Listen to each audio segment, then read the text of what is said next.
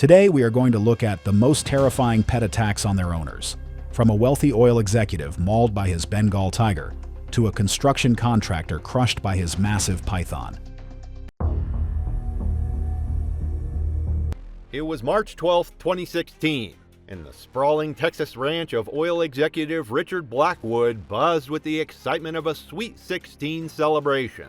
The 2,000-acre property outside Houston showcased everything money could buy: manicured lawns, an Olympic-sized pool, and custom-built enclosures housing some of the world's most dangerous animals. The afternoon sun beat down on colorful party decorations while 20 teenagers and their parents gathered around tables laden with gourmet food and champagne. But the real attraction wasn't the birthday cake or expensive gifts. It was Raja, the 450-pound Bengal tiger that Rich kept as his ultimate status symbol. At 48, Rich had built his fortune in the oil industry through a combination of shrewd business deals and an appetite for risk that have made him millions.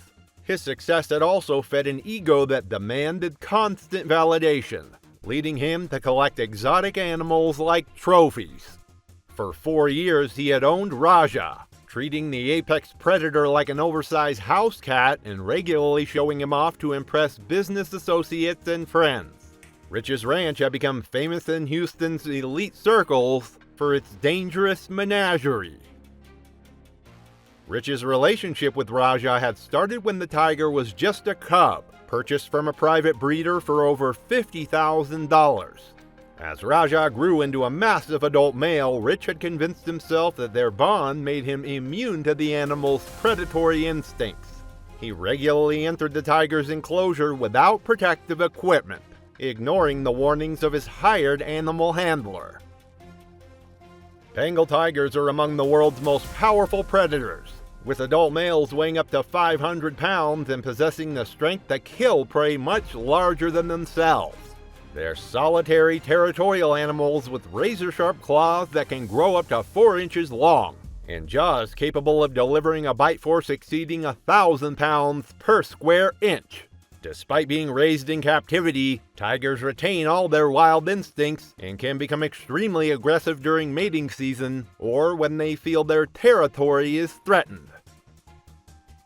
That afternoon, Rich had been drinking champagne and basking in the attention of his daughter's friends, who were fascinated by his exotic animals. As the party progressed, several teenagers had asked to see Raja up close, and Rich saw an opportunity to cement his reputation as the coolest dad in Houston. What he didn't realize was that Raja had been displaying increased territorial behavior over the past few weeks due to mating season. Rich announced to the party guests that he would demonstrate his special relationship with Raja by entering the tiger's enclosure. Despite his handler's urgent protests and his wife's obvious concern, Rich was determined to put on a show for the impressed teenagers. The attack came without warning or provocation. Raja suddenly exploded into motion, his 450-pound frame covering the distance between them in 2 powerful bounds. Rich had no time to react, as the massive tiger slammed into his chest, knocking him backward onto the ground with bone-crushing force. The tiger's massive jaws clamped down on Rich's throat with devastating force, his 4-inch canine teeth puncturing through the corroded artery and trachea. Rich's body convulsed as Raja's powerful bite severed major blood vessels and crushed his windpipe. Blood poured from the massive neck wounds as Raja's teeth found purchase in Rich's throat, cutting off his air supply and causing massive blood loss. Raja's razor-sharp claws raked across Rich's torso, each swipe opening deep gashes that severed muscles and arteries. The tiger's front paws struck Rich's chest and abdomen with sledgehammer force, crushing ribs and rupturing internal organs. Rich's expensive party clothes were shredded within seconds, as Raja's claws found flesh. The party guests screamed in horror as they witnessed the savage attack. Several adults tried desperately to distract the tiger by shouting and throwing objects. but Raja maintained his grip on Rich's throat. The teenagers who had been so eager to see the tiger up close now watched in traumatized silence as their friend's father was killed before their eyes. Rich's movement ceased within the first 3 minutes of the attack, as massive blood loss and suffocation overwhelmed his system. Raja released his grip and stood guard over the body, pacing around his kill while the horrified witnesses called 911 and begged for help. Emergency responders arrived within 12 minutes, but they were powerless to intervene while Raja remained agitated near the body. Animal control officers with tranquilizer guns took another 15 minutes to safely sedate the tiger, during which time the party guests were forced to watch as Raja continued to pace around Rich's remains. The investigation revealed that Rich had violated numerous safety protocols and ignored multiple warnings about Raja's increasingly aggressive behavior. The tiger was euthanized the following day, as authorities determined he posed an ongoing threat to public safety. The traumatized party guests required extensive counseling, and several of the teenagers who witnessed the attack struggled with PTSD for years afterward. It was July 4th, 2015, and the backyard of Bobby Ray Jenkins' Florida home buzzed with the sounds of a traditional Independence Day celebration. The sprawling property in rural Polk County featured a large deck, multiple grills smoking with barbecue, and a custom-built concrete pool to house the most unusual party guest of all, Chomper, a 400-pound American alligator that Bobby Ray had been keeping illegally for over 8 years. 15 family members had gathered for the annual celebration, including children who had grown up watching their grandfather's dangerous relationship with the massive reptile. At 52, Bobby Ray was a retired auto mechanic who had spent his working years fixing engines and his retirement years collecting increasingly dangerous pets. His fascination with alligators had started when he found Chomper as a baby in a drainage ditch near his property. What began as a temporary rescue had evolved into an obsession, with Bobby Ray building an elaborate habitat and feeding system for the growing predator. He had ignored multiple warnings from Florida Fish and Wildlife officials. Bobby Ray's relationship with Chomper had become the stuff of local legend. He regularly hand-fed the massive alligator during family gatherings, treating the apex predator like an oversized pet dog. His grandchildren had grown up watching these feeding demonstrations, and Bobby Ray took pride in his ability to interact safely with one of nature's most dangerous predators. American alligators are apex predators that have remained virtually unchanged for over 200 million years. Perfectly adapted for their role as ambush hunters in aquatic environments. Adult males can reach lengths of 14 feet and weights exceeding 1,000 pounds, with jaw muscles capable of exerting over 3,000 pounds of pressure per square inch. Their bite force is among the strongest in the animal kingdom, capable of crushing turtle shells and breaking the bones of larger mammals.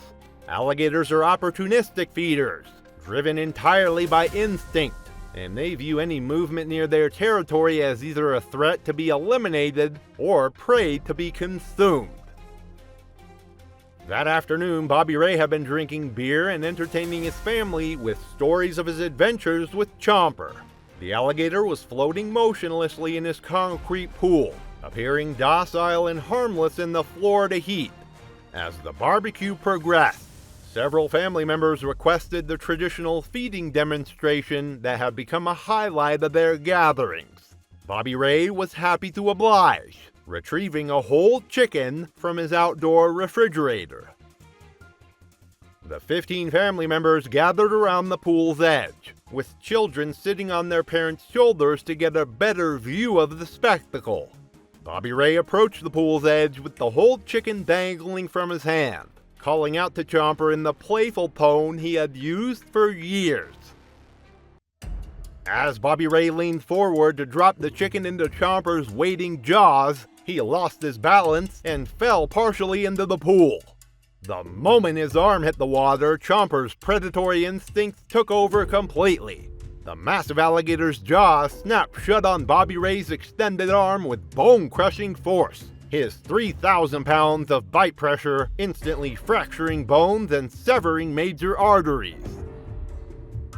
Chomper immediately began his signature death roll, spinning rapidly in the water while maintaining his grip on Bobby Ray's arm. The violent rotation dislocated Bobby Ray's shoulder and pulled him fully into the pool, where the alligator's natural advantages became overwhelming. The family members screamed in horror as they watched Bobby Ray being dragged underwater, his blood turning the pool water crimson.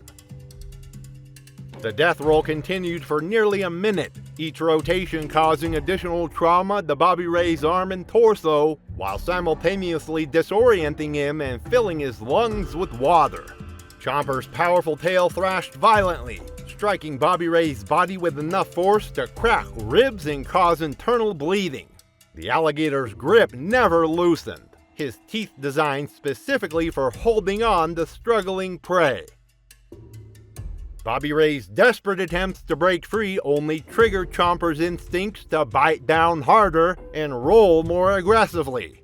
The massive alligator dragged his victim to the deeper end of the pool, where Bobby Ray's struggles grew weaker as blood loss and drowning combined to overwhelm his system. Within minutes, Bobby Ray's movement ceased, as the massive alligator's death roll proved unsurvivable. Chomper dragged Bobby Ray's lifeless body underwater, his instincts driving him to secure his kill in the depths of the pool. The traumatized family members, including young children, were forced to witness the entire gruesome spectacle. Emergency responders arrived within 18 minutes, but Chomper remained highly agitated and dangerous in the pool.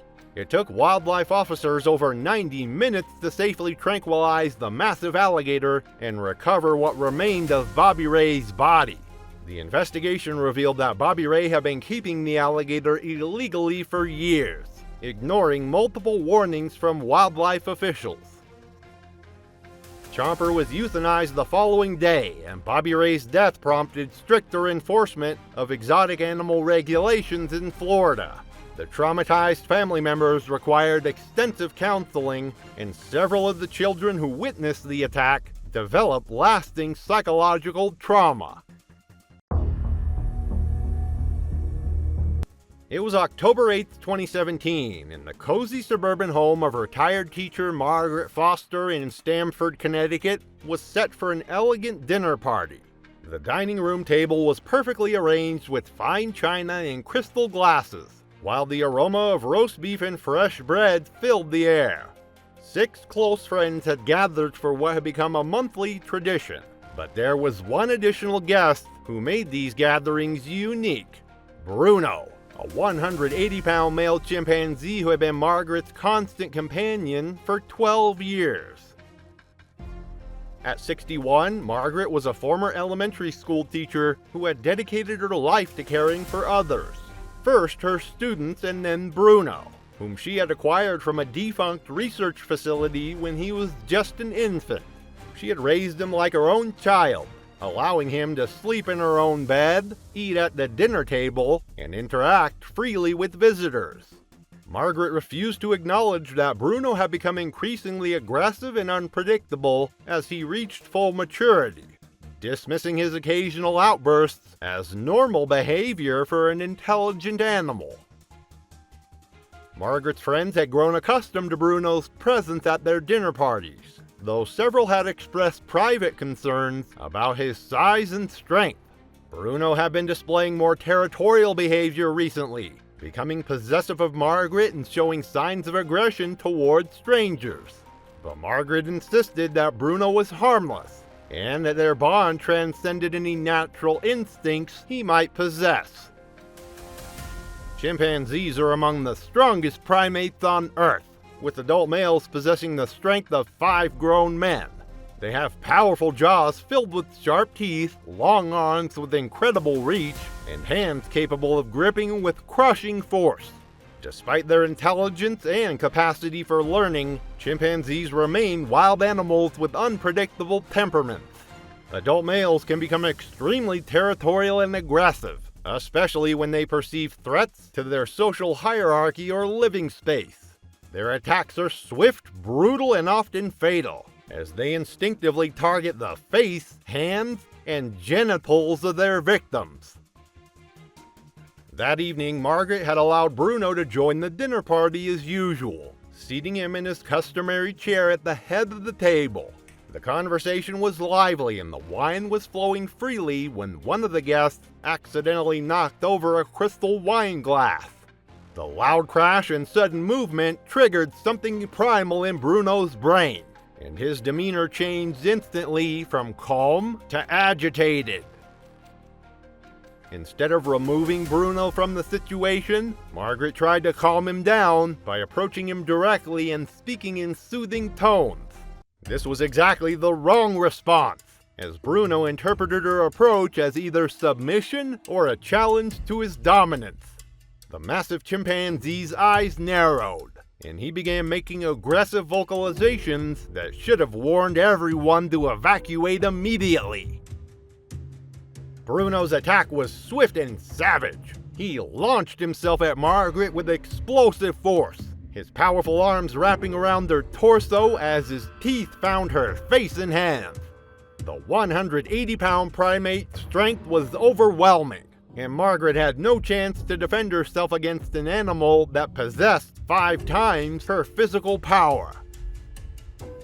Bruno's teeth tore into Margaret's face and scalp, ripping away chunks of flesh, while his powerful hands gripped her arms and shoulders. The chimpanzee's attack was methodical and brutal, targeting the areas that would cause maximum damage and disable his victim most effectively. Margaret's screams filled the dining room as Bruno continued his assault, his natural instinct driving him to eliminate what he perceived as a threat. The dinner guests watched in absolute horror as Bruno bit off several of Margaret's fingers, the bones crunching audibly between its powerful jaws.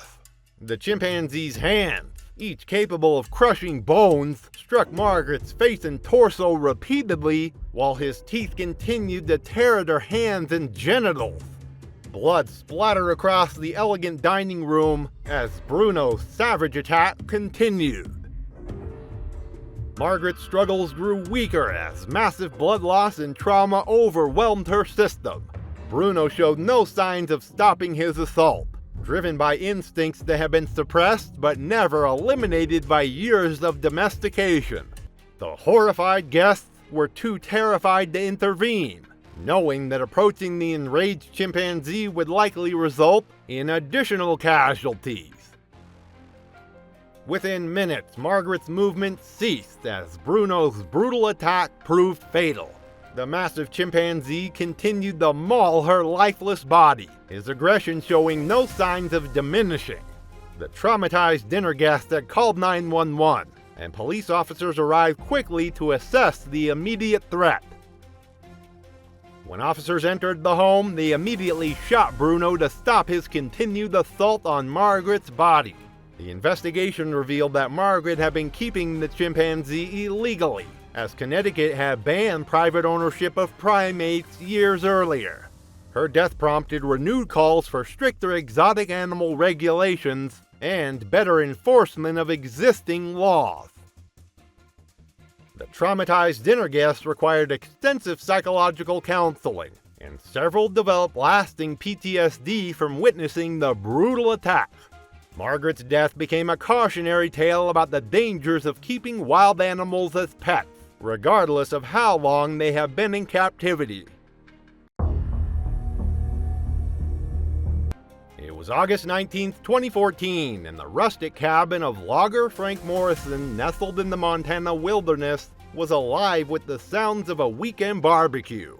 The property, surrounded by dense forests and mountain peaks, hosted 4 neighbor families who had gathered to enjoy Frank's famous grilled steaks and his most unusual attraction, Buster, a 350-pound male black bear that Frank had been illegally feeding for over 3 years. The afternoon sun filtered through the pine trees as children played on the wooden deck while adults gathered around picnic tables laden with food and beer. At 44, Frank was a third-generation logger who had spent his entire life in the Montana wilderness, developing what he believed was a special understanding of wild animals. His relationship with Buster had started innocently enough when the bear was just a yearling, drawn to Frank's property by the smell of cooking food. What began as occasional food scraps had evolved into daily feedings, and Frank had convinced himself that he had tamed one of nature's most powerful predators. Frank's neighbors had initially been fascinated by his relationship with the massive bear, but several had grown concerned as Buster became increasingly bold and aggressive around food. The bear had been displaying more territorial behavior as winter approached, his natural instincts driving him to consume as many calories as possible before hibernation. Black bears are North America's most common bear species, with adult males weighing between 300 and 400 pounds. Despite their name, they can be brown, cinnamon, or even blonde in color, and they possess incredible strength capable of breaking down doors and overturning cars. Black bears are omnivores with powerful jaws and razor-sharp claws designed for digging and climbing, but they can become extremely dangerous when defending food sources or feeling threatened. Their bite force exceeds 800 pounds per square inch, and their speed and agility make escape nearly impossible once an attack begins. That afternoon, Frank had been drinking heavily and entertaining his guests with stories of his adventures with Buster. The massive bear was pacing near the tree line, drawn by the smell of grilling meat and clearly agitated by the presence of so many people near his established feeding area. As the barbecue progressed, several neighbors requested a demonstration of Frank's special relationship with the bear. Frank retrieved a plate of raw steaks from the grill, announcing to his guests that he would hand-feed Buster directly to show how docile and trustworthy the bear had become. The four families gathered at a safe distance, with children perched on their parents' shoulders to get a better view. The attack came when Frank moved too slowly with the food, hesitating for dramatic effect while his guests watched. Buster's patience, already strained by hunger and the stress of multiple humans in his territory, finally snapped. The 350-pound bear charged Frank with explosive speed, covering the distance between them in seconds. Buster's massive paw struck Frank in the chest with bone-crushing force, sending him sprawling backward onto the wooden deck. The plate of steak scattered across the ground as Frank tried desperately to scramble away. But Buster was already on top of him. The bear's powerful jaws clamped down on Frank's shoulder, his teeth puncturing through muscle and bone while his claws raked across Frank's torso. The horrified neighbors and their children watched as Buster began mauling Frank with savage intensity. The bear's claws, each over 2 inches long, opened deep gashes across Frank's chest and arms, severing arteries and causing massive blood loss. Frank's screams echoed across the property as Buster's assault continued, driven by a combination of food aggression and territorial instincts. Buster's powerful jaws worked methodically, crushing bones and tearing flesh as he viewed Frank not as a friend, but as a competition for the scattered food. The bear's bite force shattered Frank's ribs and punctured vital organs, while his claws continued to rake across his victim's body. Frank's struggles grew weaker as blood loss and trauma overwhelmed his body. Within minutes, Frank's movement ceased as the massive bear's attack proved fatal. Unlike predatory attacks, Buster showed no interest in consuming Frank's body, instead leaving the lifeless form and moving toward the scattered steaks on the deck. Emergency responders arrived within 25 minutes, but Buster had already retreated into the forest after consuming the meat. Wildlife officials were forced to track and shoot the bear the following day when he returned to the property, as his aggressive behavior around humans made him too dangerous to relocate. The investigation revealed that Frank had been illegally feeding Buster for years, creating a dangerous situation that wildlife officials had warned against repeatedly.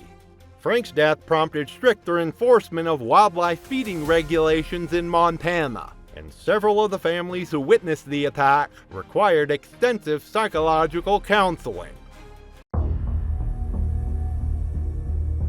It was June 25, 2013, and the backyard of construction contractor Carlos Mendez's suburban Florida home was transformed into a tropical paradise for his annual pool party. The spacious property featured a kidney-shaped swimming pool surrounded by palm trees and tiki torches, while 12 guests enjoyed barbecue and cocktails in the warm evening air. But the real attraction wasn't the food or drinks. It was Serpentina, a 200-pound Burmese python that Carlos regularly brought to social gatherings as his ultimate conversation starter. At 38, Carlos had built a successful construction business through hard work and an appetite for attention that extended to his choice of pets. He had owned Serpentina for 6 years, treating the massive snake like a living accessory that never failed to impress friends and clients. Carlos regularly draped the 16-foot python around his shoulders at parties, believing that his bond with the apex predator demonstrated his fearlessness and made him unforgettable to potential business contacts. Carlos's relationship with Serpentina had become legendary among his social circle. He often brought the massive snake to pool parties and barbecues, allowing guests to touch her scales and pose for photos. Carlos took pride in his ability to handle one of the world's largest constrictors, dismissing concerns from friends who worried about the snake's size and strength. Burmese pythons are among the world's largest snakes, capable of reaching lengths over 20 feet and weights exceeding 250 pounds. They're powerful constrictors that killed their prey by wrapping their muscular bodies around victims and squeezing with tremendous force, up to 90 pounds of pressure per square inch. These snakes are ambush predators with excellent swimming abilities, and they can remain submerged for up to 20 minutes while hunting. When stressed or threatened, Burmese pythons become extremely dangerous, using their incredible strength to defend themselves against any perceived threat. That evening, Carlos had been drinking and entertaining his guests with stories of his adventures with Serpentina. As the party progressed, several guests requested a demonstration of his famous snake handling skills. Carlos decided to take the spectacle to the next level by bringing Serpentina into the pool, planning to swim with the massive python while his impressed guests watched from the deck. The 12 party guests gathered around the pool's edge, phones ready to capture what they expected to be an impressive but harmless display. Carlos entered the shallow end of the pool carrying Serpentina, her massive body draped across his shoulders and arms. The snake appeared calm initially, but the combination of water, noise, and unfamiliar environment began to stress her beyond her tolerance level. Serpentina's constriction response was swift and methodical. Feeling threatened and disoriented by the water and crowd, the 200-pound python began wrapping her powerful coils around Carlos's torso and neck. What started as normal positioning quickly became a deadly embrace, as Serpentina's stress-triggered constricting instincts took over completely. Carlos's initial laughter turned to concern, then panic, as Serpentina's coils tightened around his chest and throat. The massive snake's body worked with mechanical precision, each loop finding purchase around Carlos's ribcage and neck, while her incredible strength began compressing his vital organs. Carlos tried to unwrap the snake's coils, but 200 pounds of muscle was far beyond his ability to control.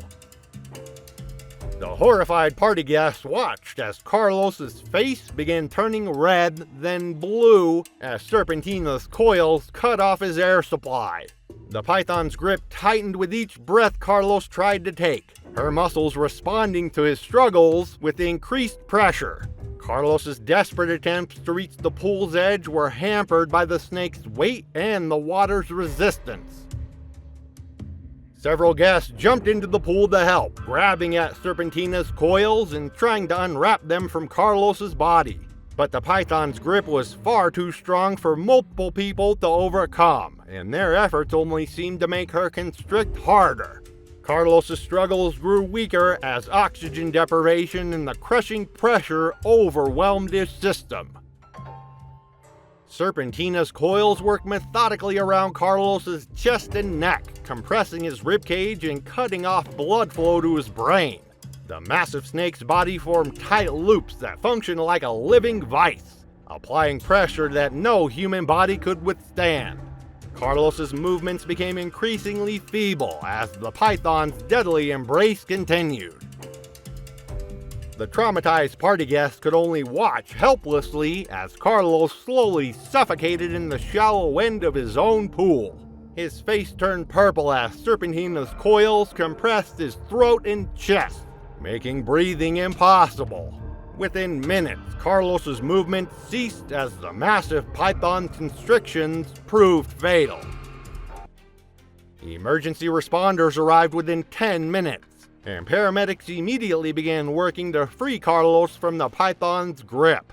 Law enforcement officers killed the snake on the spot, and within minutes they had cut through the coils to remove Carlos's body.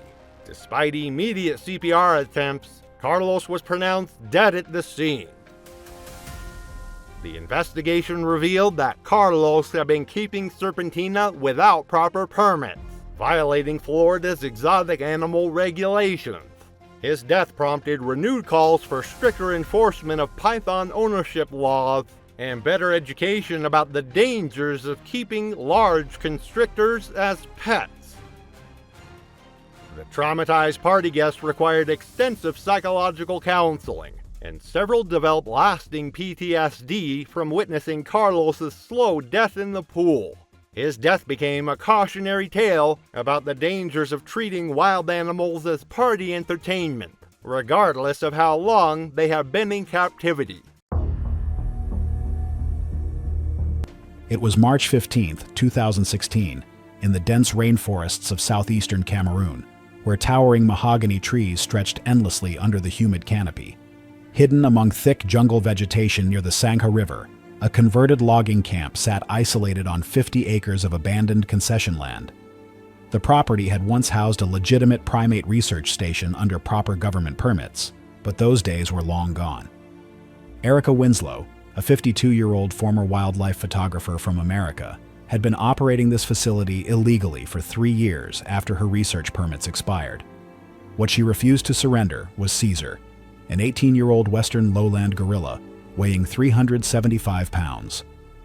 Erica's demanding personality and entitled behavior had made her notorious among local officials and village chiefs.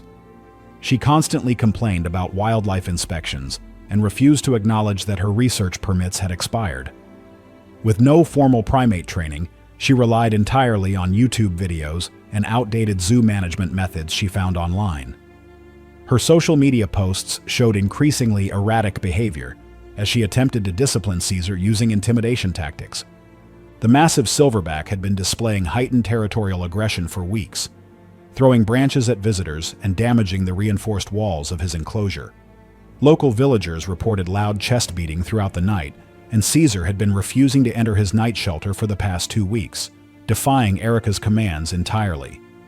Cameroon's Ministry of Forestry and Wildlife had been building a case to seize the animals, but corruption and bureaucratic delays had prevented immediate action. Warning signs had been mounting for months as Caesar's behavior deteriorated under improper care. Western lowland gorillas are among the most powerful primates on Earth, with adult males possessing the strength of 10 humans. Their massive hands can exert crushing force, while their canine teeth can tear through flesh and bone with devastating efficiency.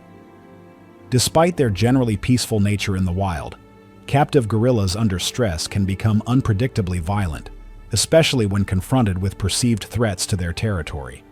Caesar had been showing classic signs of psychological distress from improper captivity conditions and inadequate social interaction. These magnificent creatures require specialized care that few private individuals can provide. On that fateful evening, Erica's frustration reached its breaking point. Caesar sat defiantly in the center of his enclosure, completely ignoring her increasingly loud commands to enter his night quarters.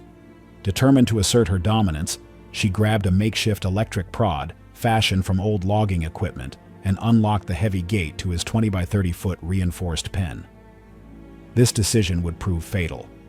As she stepped inside wielding the electrical device, Caesar's behavior shifted instantly from passive resistance to explosive aggression. The 375-pound silverback charged across the enclosure with terrifying speed. His massive body slammed into Erica's chest with the force of a small vehicle, launching her backward into the metal fence. The rusted metal cut deep into her back as Caesar's enormous hands grabbed her face, his thumbs pressing into her eye sockets with crushing pressure. Blood streamed down her cheeks as his fingernails tore at her skin. Caesar's powerful jaws clamped down on her left ear, severing it completely with a wet tearing sound. Erica's screams echoed across the empty rainforest as the gorilla grabbed her right hand, which still clutched the makeshift prod. His bite force of over 800 pounds per square inch crushed 3 fingers at the knuckles, severing them entirely. The enraged primate lifted Erica's body off the ground and shook her violently like a rag doll. Her shoulder dislocated with an audible pop as Caesar slammed her face first into the concrete floor. Her nose shattered on impact, creating a growing pool of blood beneath her head. The gorilla then grabbed her right leg with both massive hands and twisted with brutal force, snapping her femur bone. The jagged fracture tore through muscle and skin. Caesar positioned himself over Erica's prone form and brought both fists down on her ribcage with devastating impact. 6 ribs cracked simultaneously, the broken bones puncturing both lungs. Her breathing became shallow and labored as blood filled her chest cavity. For his final attack, Caesar grabbed Erica's head between his massive palms and squeezed with methodical pressure. Her skull cracked like an eggshell, and brain matter leaked onto the concrete floor. Her body went completely limp as life left her. The silverback sat calmly beside the lifeless body for the next 4 hours, occasionally grooming blood from his hands. Local villagers discovered the scene the following morning when the usual sounds of morning feeding never came. Cameroonian authorities launched an immediate investigation into the illegal operation, while wildlife officials worked to safely relocate Caesar to the Limba Wildlife Center. The incident sparked renewed debate about foreign nationals operating illegal wildlife facilities and the dangers posed to both operators and local communities. Government agents seized all remaining animals from the property within days. Erica's family released a statement expressing their grief while acknowledging the inherent dangers of keeping such powerful animals in captivity. It was July 22, 2017, along the pristine banks of Idaho's Salmon River, where towering pine trees cast long shadows across the rushing water. The remote wilderness area, known for its crystal-clear streams and abundant wildlife, had become the perfect destination for the Price family's annual camping adventure. Landon Price, a 34-year-old construction foreman, had driven his wife Sarah and their 2 young children, Emma and Jake, to this secluded spot 30 yards from the riverbank. What made this trip different from previous years was the modified dog crate secured in the back of their pickup truck, containing their most unusual family member. 2 years earlier, Landon had purchased Scout, a mountain cougar cub, from an exotic animal dealer operating in the gray areas of wildlife law. The construction worker's overconfident personality had convinced him that his experience with domestic animals would translate perfectly to raising a wild predator. He kept the growing cougar in a reinforced shed behind their suburban home, telling curious neighbors it was simply an unusually large dog breed. Sarah, an elementary school teacher, had grown increasingly uncomfortable with Scout's presence, especially after the children began complaining that the animal's eyes looked mean during feeding times. The warning signs had been mounting for weeks. Scout had killed 3 neighborhood cats in the past month, leaving their partially eaten remains scattered around the property. Just 2 weeks prior, the cougar had escaped from his enclosure and stalked the mail carrier for several blocks before Landon managed to recapture him. Local game wardens had received multiple reports of unusual animal sounds coming from the Price residence, but bureaucratic delays had prevented immediate investigation. Mountain cougars are apex predators perfectly designed for stealth hunting, with powerful hind legs capable of propelling their muscular bodies over 20 feet in a single bound. Adult males can weigh up to 140 pounds of pure muscle, equipped with razor-sharp retractable claws and canine teeth designed to deliver precise killing bites to the neck and spine. Unlike domestic cats, cougars retain all their wild instincts even when raised in captivity, and their hunting behavior becomes more pronounced in unfamiliar environments where territorial instincts are heightened. Landon's fatal mistake came when he decided to release Scout from the transport crate to allow the 3-year-old cougar to stretch and explore the wilderness setting. He genuinely believed that Scout's upbringing had domesticated the animal's wild nature, treating the predator like an oversized house cat. As the family set up their fishing equipment near the water's edge, Scout emerged from his confinement and immediately began surveying the unfamiliar territory. His tawny coat blended seamlessly with the surrounding brush as his yellow eyes methodically scanned the area, cataloging every movement and sound. The 140-pound cougar's predatory instincts activated the moment Landon walked toward the river to fill their water containers. Scout's pupils dilated as he crouched low behind a fallen log, his powerful muscles coiling like springs. The cougar's tail began twitching in the characteristic hunting pattern as he calculated distance and timing with deadly precision. Scout launched himself through the air in complete silence, covering 20 feet in a single explosive leap. His powerful body struck Landon squarely in the back. The cougar's 4-inch claws immediately sank deep into Landon's shoulders and back, designed by nature to grip struggling prey and prevent escape. The predator's jaws clamped down on the back of Landon's neck with surgical precision. Scout's canine teeth, evolved specifically for this killing technique, punctured the cervical vertebrae and severed the spinal cord instantly. The bite caused immediate paralysis from the neck down, leaving Landon completely unable to move his arms, with his face submerged and his body completely paralyzed. Landon drowned within 90 seconds. His body went completely limp as Scout maintained his grip, following millions of years of evolutionary programming that ensured prey was thoroughly subdued before feeding. The cougar then demonstrated another instinctive behavior, dragging Landon's lifeless body toward the brush line to cache his kill away from potential scavengers. Sarah grabbed Emma and Jake, rushing them to the safety of their locked truck, where they remained for 3 terrifying hours until park rangers arrived. Authorities launched an immediate investigation into the illegal possession of the mountain cougar, while wildlife officials worked to safely capture Scout. The incident reignited debates about private exotic animal ownership and the inherent dangers these predators pose to families and communities.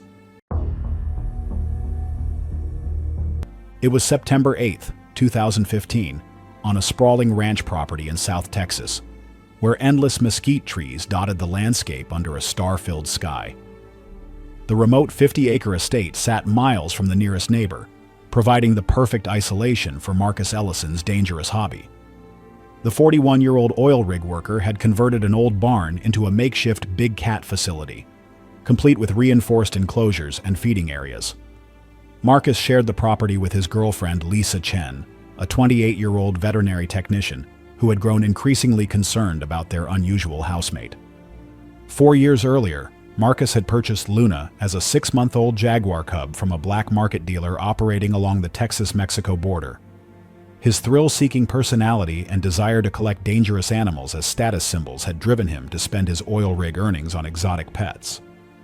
Luna had grown from an adorable spotted kitten into a powerful 180-pound predator.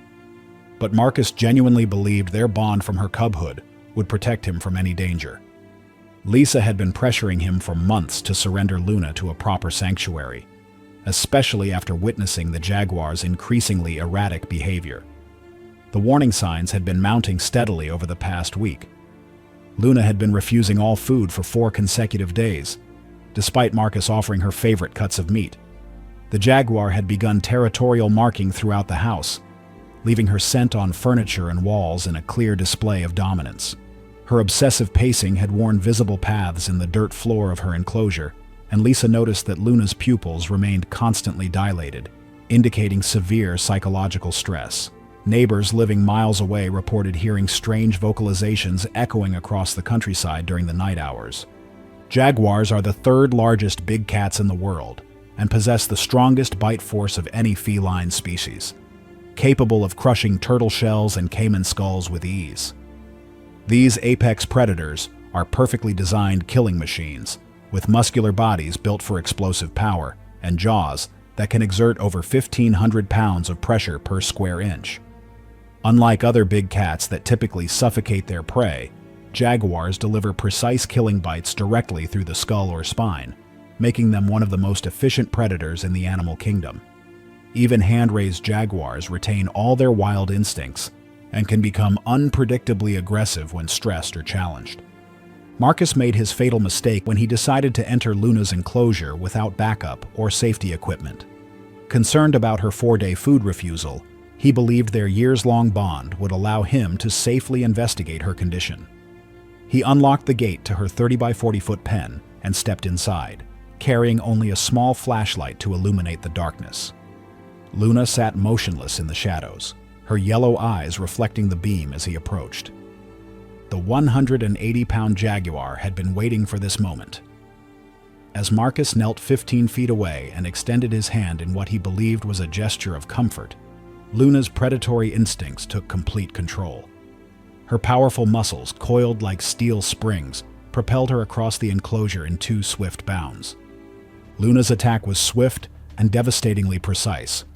Her massive body slammed into Marcus's chest with the force of a battering ram, sending him crashing backward onto the concrete floor. His flashlight skittered away into the darkness as Luna immediately went for the kill. Her jaws locked around Marcus's throat with surgical precision, her canine teeth penetrating deep into the soft tissue. The jaguar's bite force of 1,500 pounds per square inch crushed Marcus's windpipe instantly, cutting off his air supply completely. Her teeth simultaneously severed both carotid arteries, causing massive blood loss and immediate drop in blood pressure. The combination of crushed airways and severed blood vessels caused Marcus to lose consciousness within 30 seconds. Luna maintained her throat grip for 3 full minutes, following her natural instinct to ensure prey was completely subdued before feeding. Once satisfied that Marcus was dead, she released her hold and began her feeding behavior. Starting with the soft tissue of his abdomen, her powerful jaws easily crushed through ribs to access internal organs. Her razor-sharp teeth made quick work of muscle and bone as she consumed her kill. Lisa discovered the horrific scene the following morning when she came to feed the animals. Luna sat calmly in the corner of her enclosure, methodically grooming blood from her paws and face. Marcus's partially consumed body lay in the center of the pen, a grim testament to the power of wild instincts. The incident sparked renewed calls for stricter regulations on exotic animal ownership in Texas. Marcus's family released a statement acknowledging the inherent dangers of keeping wild predators as pets, urging others to learn from their tragic loss. It was June 14, 2018, in the suburban neighborhood of Homestead, Florida, where manicured lawns and palm trees created a deceptively peaceful setting. Behind a modest rental house sat an elaborate backyard pond system, 40 by 60 feet of artificially maintained water that had become home to one of nature's most dangerous predators. Brianna Ellis, a 26-year-old marine biology graduate student, had been using this location for her thesis research on reptilian behavior patterns.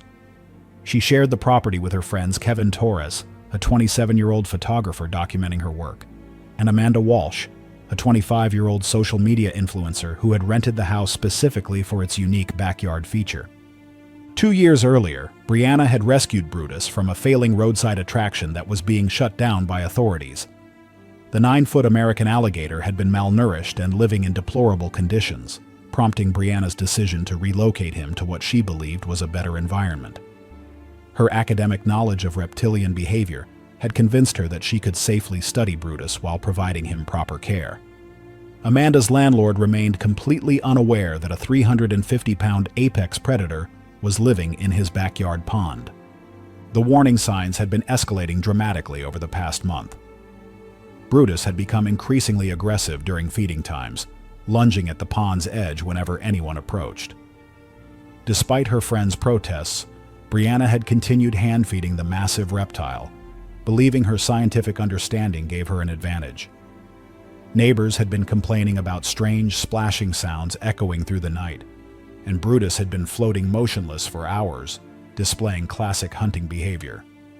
American alligators are among the most efficient predators on Earth, perfectly evolved killing machines that have remained virtually unchanged for millions of years. Adult males can reach lengths of 14 feet and weights exceeding 800 pounds, with jaws capable of exerting nearly 3,000 pounds of pressure per square inch. Their bite force is strong enough to crush a bowling ball, and their signature death roll technique can dismember prey within seconds. These apex predators are ambush hunters by nature, capable of explosive bursts of speed. Brianna made her fatal mistake as the Florida sun began setting over the suburban landscape.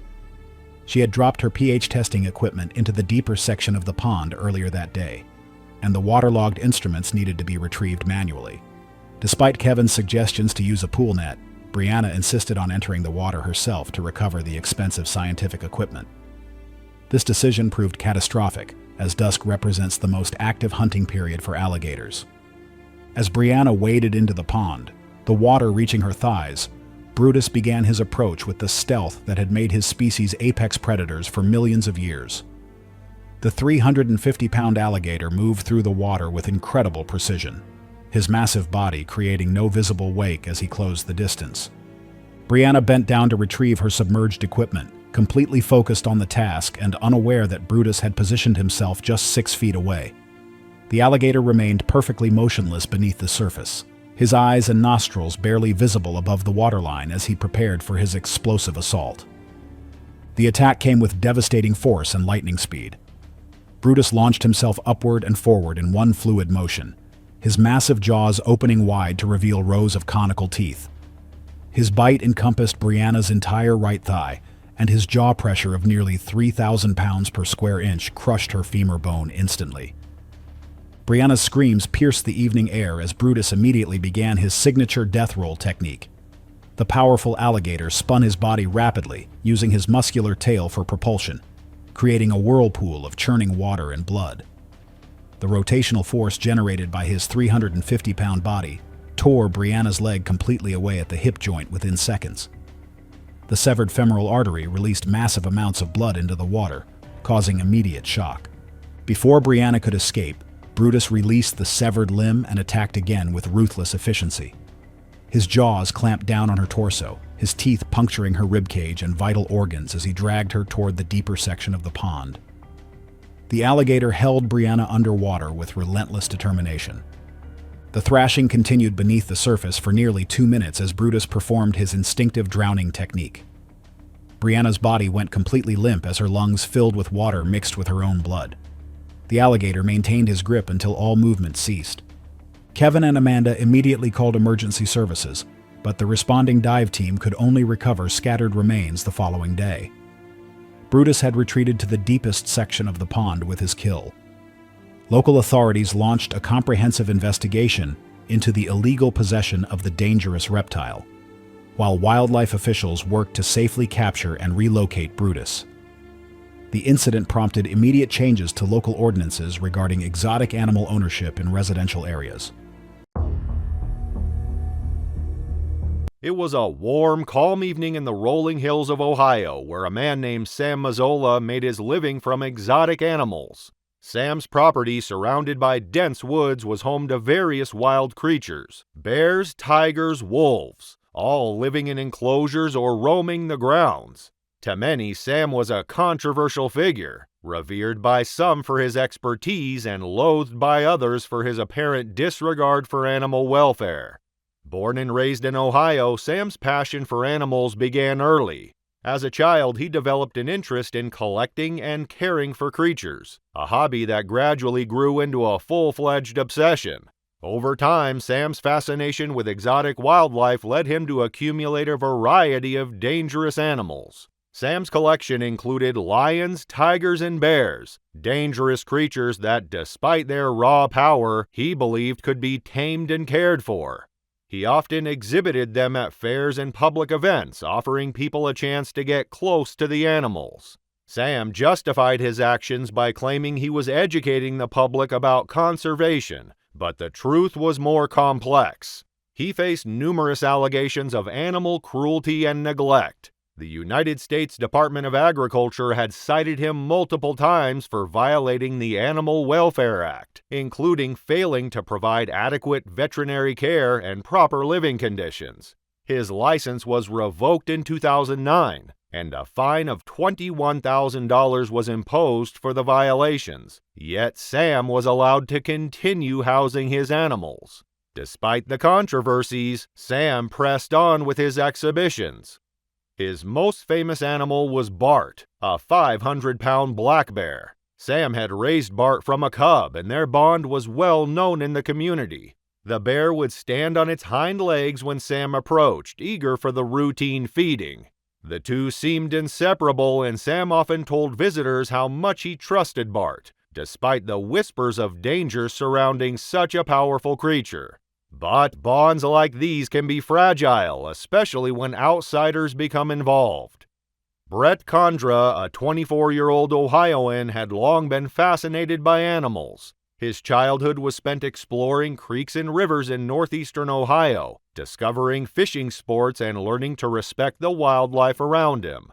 He would often spend his weekends camping and catching bullfrogs with blades of grass, always surrounded by nature. His family supported his love for animals, and by his 20s, Brent sought work that allowed him to stay close to his passion. When Sam offered him a job on his property, Brent ignored his father's warnings about Sam's business practices and the risks of working with wild animals. The opportunity felt like a dream come true, one he couldn't bring himself to resist.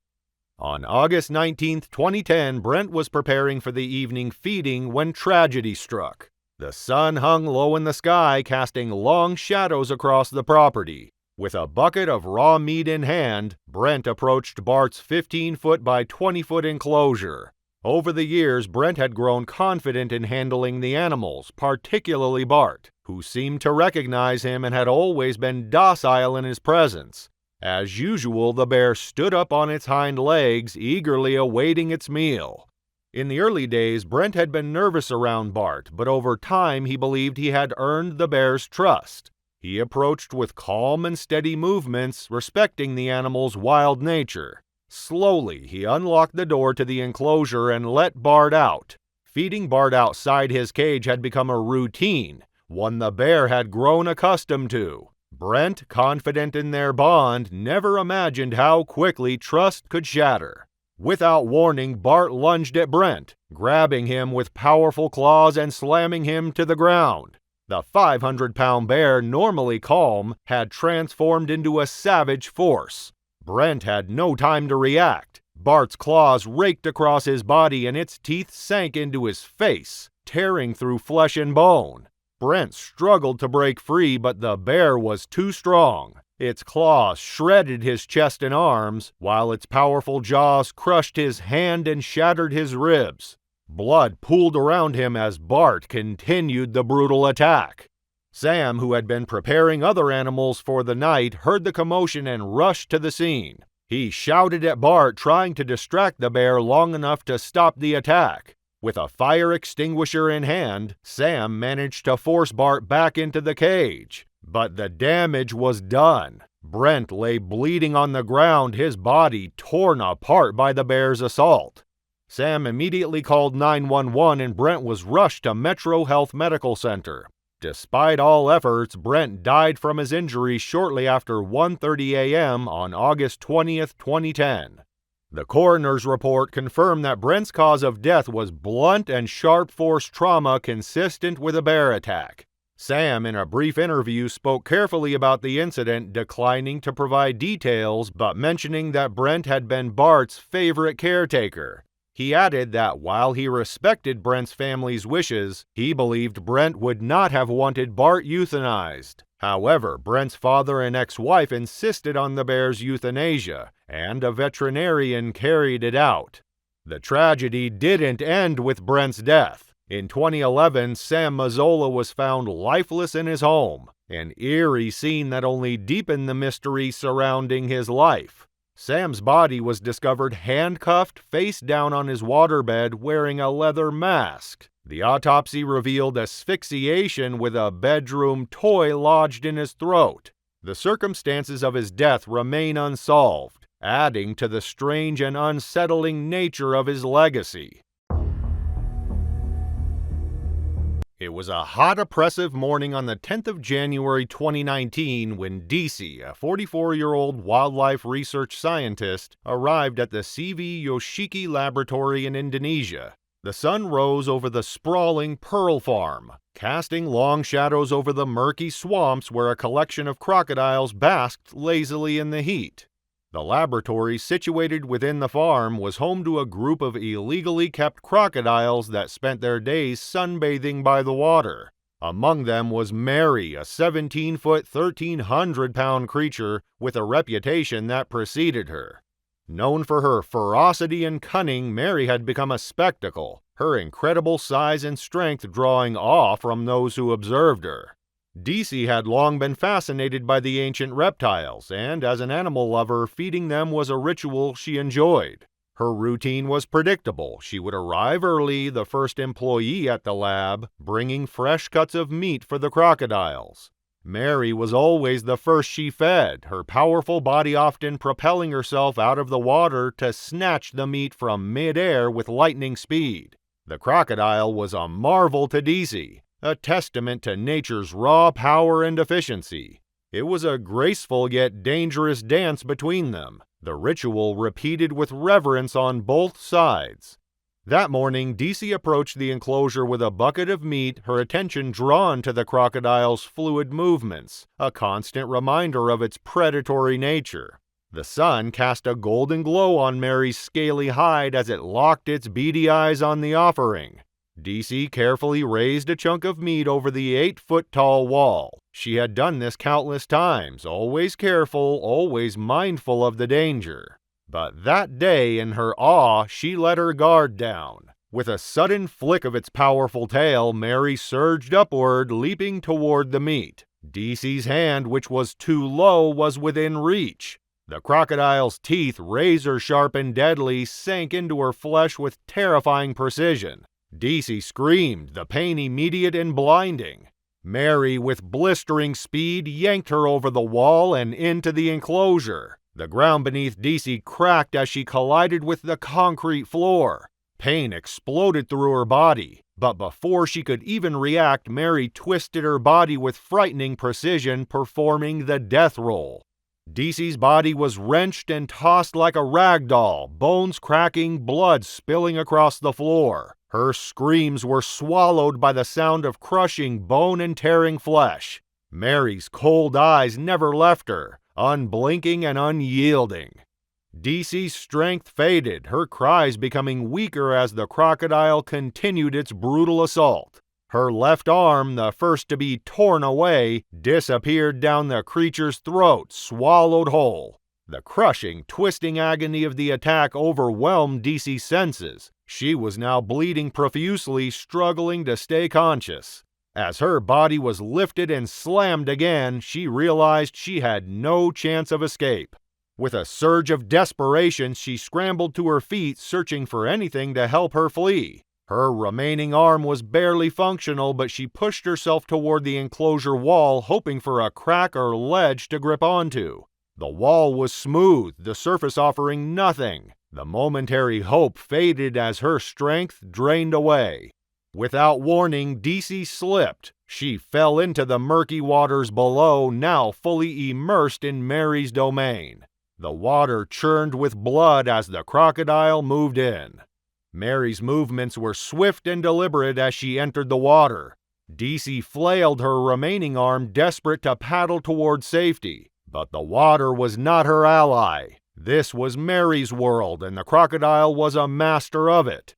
With terrifying speed, Mary closed the distance, clamping her jaws around DC's torso. The crunch of her ribs breaking echoed through the water, and DC's screams rang out, a futile cry for help. The blood in the water was unmistakable.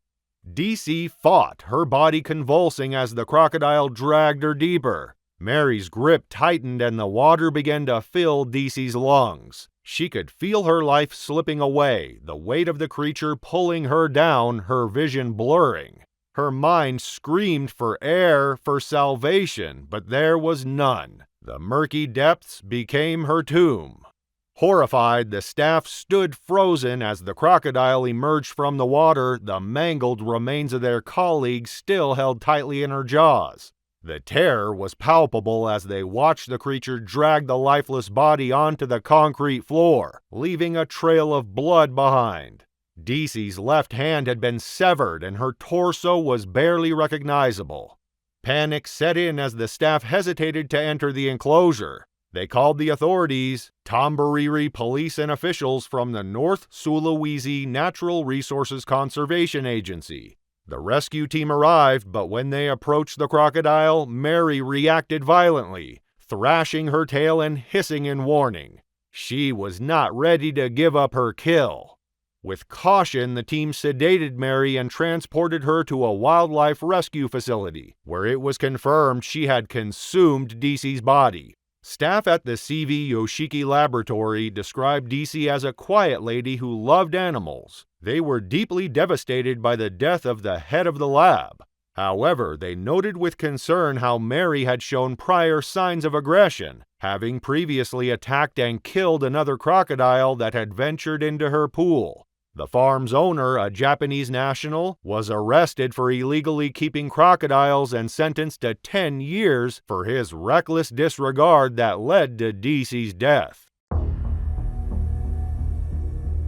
It was a quiet evening in Hampshire, England, where Brandon had spent countless hours immersed in his passion for reptiles. His bedroom, tucked away in a corner of the house, was a sanctuary, a space where snakes and tarantulas lived in harmony, all under his expert care. He was a herpetologist, not just a casual enthusiast, and his collection of 10 snakes and 12 tarantulas was more than just a hobby, it was his life's work. From a young age, Brandon had been captivated by the fascinating world of reptiles. At 10, he was hooked on nature documentaries, mesmerized by the slithering movements of snakes and the silent predatory grace of tarantulas. By 15, he was holding his first snake in his hands, and from that point his collection and knowledge only grew. Among all of Brandon's animals, one stood out above the rest. Tiny, a 7.9-foot-long African rock python. She was an impressive creature, destined to grow even larger, with the potential to reach lengths of 13 feet or more. Tiny had been with him for years, and what began as a small, manageable pet had transformed into a massive, muscle-bound serpent, coiling with strength and power. Tiny was usually kept in a secure enclosure, a large reinforced glass tank designed to house her safely. However, Brandon often allowed her out to roam freely during feeding times or when he spent time handling her. Despite her size and strength, he treated Tiny like family, caring for her with the same devotion as he did for his other reptiles. In his eyes, Tiny was more than a pet, she was a companion, an integral part of his world. But as Tiny grew, so did the risks. A python's constriction isn't an act of aggression, it's a calculated move for survival, an instinct honed over millennia. Pythons only squeeze when they're preparing to strike, when they're ready to feed. But with Tiny's increasing size and strength, Brandon knew that handling her required more caution. No longer could he drape her casually around his shoulders or let her explore freely as he had when she was smaller. The risks of handling an 8-foot python were simply too great. Yet Brandon's love for the snake often clouded his judgment. On the day everything went wrong, he allowed Tiny to roam freely in his room, underestimating the danger in doing so. August 25, 2017 began like any other day. Brandon, a landscaper by trade, returned home after work eager to relax. He lived with his parents who were downstairs at the time. Brandon's usual routine was to head upstairs to change before returning downstairs to spend time with his reptiles. But this evening, something was different. Just after heading up to his bedroom, a sudden ominous thud echoed through the house. There was no cry of pain, no shout for help, just silence. Brandon's father, hearing the noise from the living room, grew concerned and went to investigate. When he opened the door to Brandon's room, the sight that greeted him was nothing short of horrifying. There, on the floor, was Brandon, motionless, his body sprawled out on the floor in a way that was entirely unnatural. Tiny was nowhere to be found. Panic gripped his heart as he called for Brandon's mother to dial emergency services. They rushed upstairs, but their attempts to revive Brandon were futile. He remained unresponsive. 8 long minutes passed before the paramedics arrived, but it was too late. The 31-year-old man, once so full of life and enthusiasm for his reptiles, was dead. Tiny, for her part, had slithered off into a corner of the room, seemingly content, her behavior eerily calm in contrast to the chaos unfolding around her. The investigation into Brandon's death was swift, but the cause of his demise was unclear. The coroner's report indicated asphyxiation, but there were no marks on his body to suggest a violent struggle. There were no bruises or bite marks, nothing to indicate that Tiny had attacked him in the way many would expect from a predatory animal. Snake expert Professor Scott Boback offered a different perspective. According to him, constriction alone wasn't the most likely cause of death in this case. Instead, he suggested that Tiny's grip might have caused a sudden restriction of blood flow to Brandon's brain, triggering a cardiac arrest. The massive pressure from the python's coiling could have caused Brandon to lose consciousness in mere seconds, and without immediate intervention, his heart would have stopped, leading to his tragic death. Further examination of the scene revealed something curious. Despite the absence of bite marks or signs of a struggle, the experts couldn't shake the feeling that something had gone wrong, something beyond just a simple accident. Veterinarian John Cooper, who had joined the investigation, took a closer look at Tiny's recently shed skin. There were no signs that Brandon had fought for his life, no frantic claw marks or scratches. Tiny's skin was intact, and there were no indications of struggle. This was an unsettling discovery, raising more questions than answers. Despite all the evidence pointing toward an accidental death, there remained a lingering suspicion that Tiny had somehow been responsible. Could it be that the python had been acting out of affection for her owner? Snakes, after all, aren't known for the same kind of attachment that a dog or a cat might display. Their interactions with humans are often driven by instinct, whether it's for warmth, security, or simply the comfort of being close to their handler. In Tiny's case, it was possible that the snake had wrapped herself around Brandon not out of aggression, but because she had felt a need for closeness. The gripping power of the python, combined with Brandon's inability to escape, might have turned into something deadly, even if it was never the snake's intention. Adding to the mystery was the discovery of a faint rib fracture on Brandon's body, likely caused by the python's powerful coils. This too suggested that Tiny's grip had been too much, that the strength of her coils had overwhelmed Brandon's body in a way that he couldn't escape. Months after the tragedy, Brandon's parents faced a difficult decision. Despite their grief, they couldn't bring themselves to put down the python. Tiny had been an integral part of their son's life, and they didn't see her as a vicious animal. However, her growing size and the weight of the tragedy led them to rehome her. Tiny was sent to the National Center for Reptile Welfare at Hadlow College in Tunbridge, Kent. It was a cold, crisp evening in the Penrose neighborhood of St. Louis, Missouri, the sun long gone and the city beginning to settle into the quiet of the night. Dennis Moore, a retired landscaper in his 60s, had just kissed his wife Melvina goodbye. She was off to her night shift at the nursing home, and he was preparing for his usual walk through the neighborhood.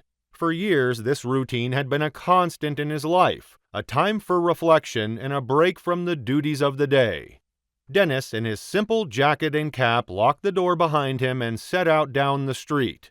The world seemed to slow as he walked, the gentle breeze rustling the leaves and the muted sounds of the city blending into the background. It was during these walks that he found a kind of peace, a break from the chaos of the world, if only for a little while. The Penrose neighborhood, a tight-knit community, had always been a peaceful place. Neighbors knew one another by name, and help was always just a knock away. Dennis and Melvina had made their home here for years, and their lives had settled into a comfortable rhythm. Dennis, always the Good Samaritan, tended to the lawns and gardens of his neighbors, helping the elderly and offering a friendly smile to everyone he met. It was a life of quiet satisfaction, one built on love and community. But as Dennis walked those familiar streets that evening, something was different. Unbeknownst to him, the streets of Penrose had become the hunting ground of a pack of dogs, wild and aggressive. Pit bulls, known for their strength and tenacity, had been roaming freely through the neighborhood for days, causing fear and unease among the residents. They had become a dangerous presence, unafraid of people, territorial, and relentless in their pursuit of prey. Over the past several days, neighbors had noticed the dogs jumping fences, barking loudly, and roaming in packs of 6, moving in tight formations like a wolf pack, driven by hunger and aggression. Dennis was nearing the end of his walk, just 2 blocks from his home, when the danger that had been lurking in the shadows finally found its target. His phone was dying, and he planned to text Melvina once he arrived home. But as he rounded the corner and approached his block, the sudden sound of growling broke the stillness of the night. From the darkness of the alleyway, a pack of pit bulls emerged, their eyes gleaming with ferocity. They surrounded Dennis, their bodies tense, teeth bared, and growls filling the air. He attempted to back away, but the dogs were too fast, too powerful. They closed in on him, and before he could react, they lunged. The attack was swift and brutal. Dennis, despite his strength, had no chance against the sheer power of the attack. The dogs tore into him, their massive jaws sinking into his flesh, dragging him to the ground.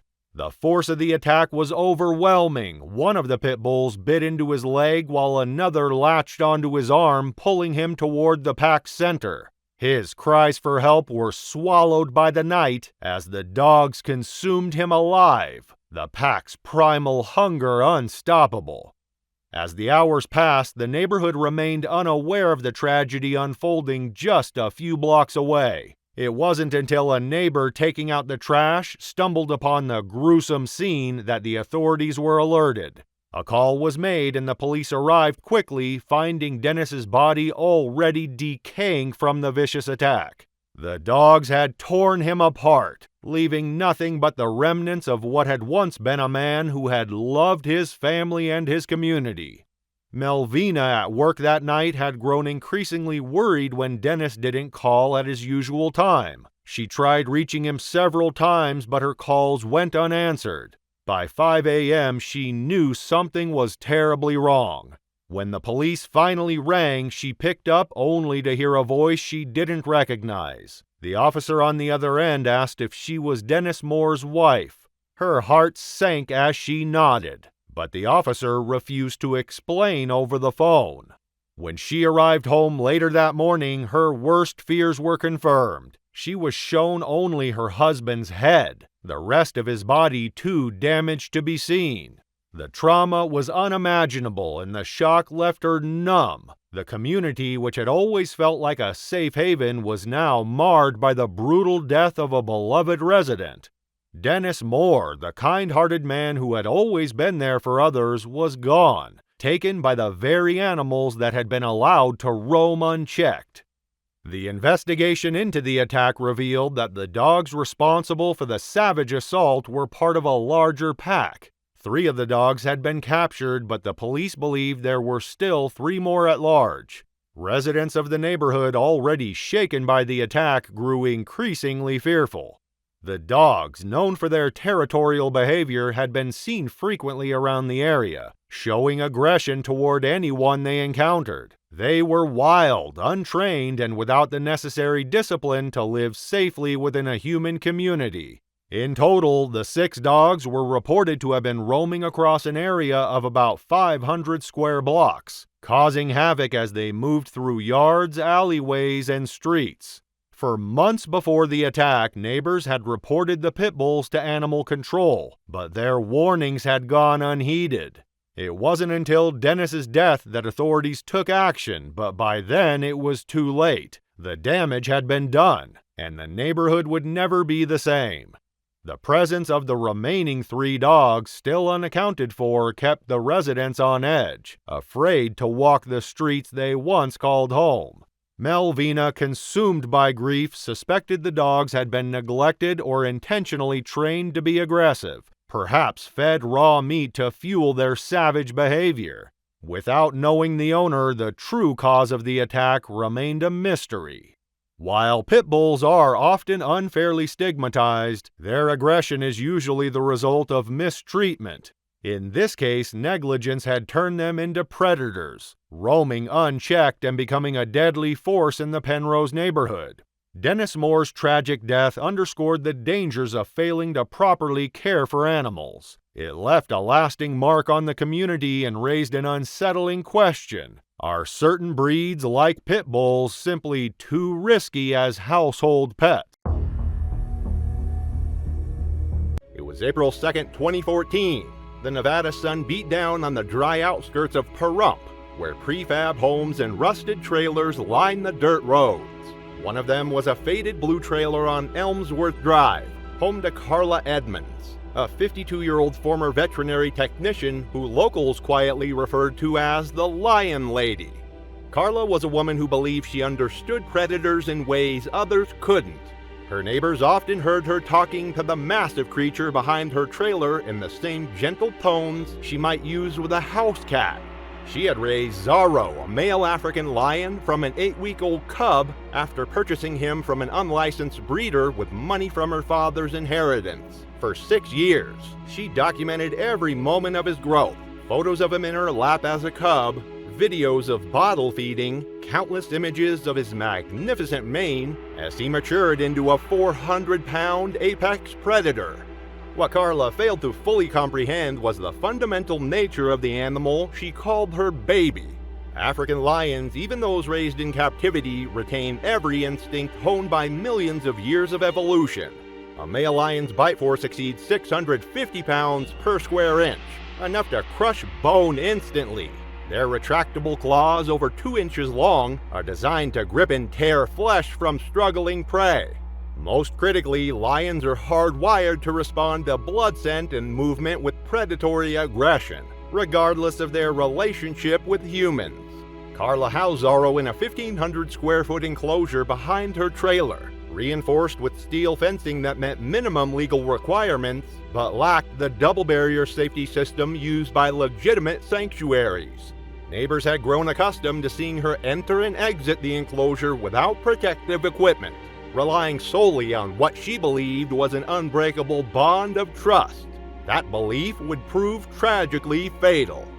On April 2nd, Carla had been distracted all morning, fielding phone calls about a potential donation to help with Zorro's care. She had skipped lunch, focusing instead on preparing his afternoon meal, raw beef ribs that she cut by hand in her cramped kitchen. While working, she had nicked her finger on the knife blade, a small cut that bled freely but seemed insignificant enough to ignore. That nick on her finger, combined with a bowl of blood-slick meat, was all it took to turn a hungry predator into a killer. Lions possess an extraordinary sense of smell, capable of detecting blood from considerable distances. The scent triggers a predatory instinct that overrides training and any bond with humans. As the afternoon heat intensified, Zorro had begun his familiar pacing pattern, a sign of growing agitation and hunger that Carla had witnessed countless times before, his eyes tracking every movement in his vision. Standard feeding protocol at any legitimate facility would have required Carla to use the feeding chute or divider gate to separate Zorro before entering his space. Instead, she grabbed the metal bowl of blood-scented meat in one hand and a towel in the other, then unlatched the main enclosure door and stepped directly into the lion's territory. The moment Carla crossed the threshold, Zorro's demeanor shifted with terrifying speed. His pacing stopped abruptly as he locked onto the scent of fresh blood emanating from both her injured finger and the raw meat. His pupils widened, muscles tensed, and tail flicked, a clear warning Carla missed or misread. The attack was swift and devastating, with part of it captured by a security camera mounted on the opposite wall. Zorro's 400-pound frame launched forward with explosive force, closing the distance in a single bound. The impact as he slammed Carla against the steel fencing created a metallic crash that neighbors later described as sounding like a car accident. His massive jaws clamped around her neck with crushing force, likely piercing her carotid artery and collapsing her larynx instantly. Carla likely lost consciousness within seconds, her body going limp as the lion dragged her deeper into the dirt-floored enclosure. Mary Hill, a neighbor living 2 lots away, heard the initial impact but didn't recognize it as a sign of danger at first.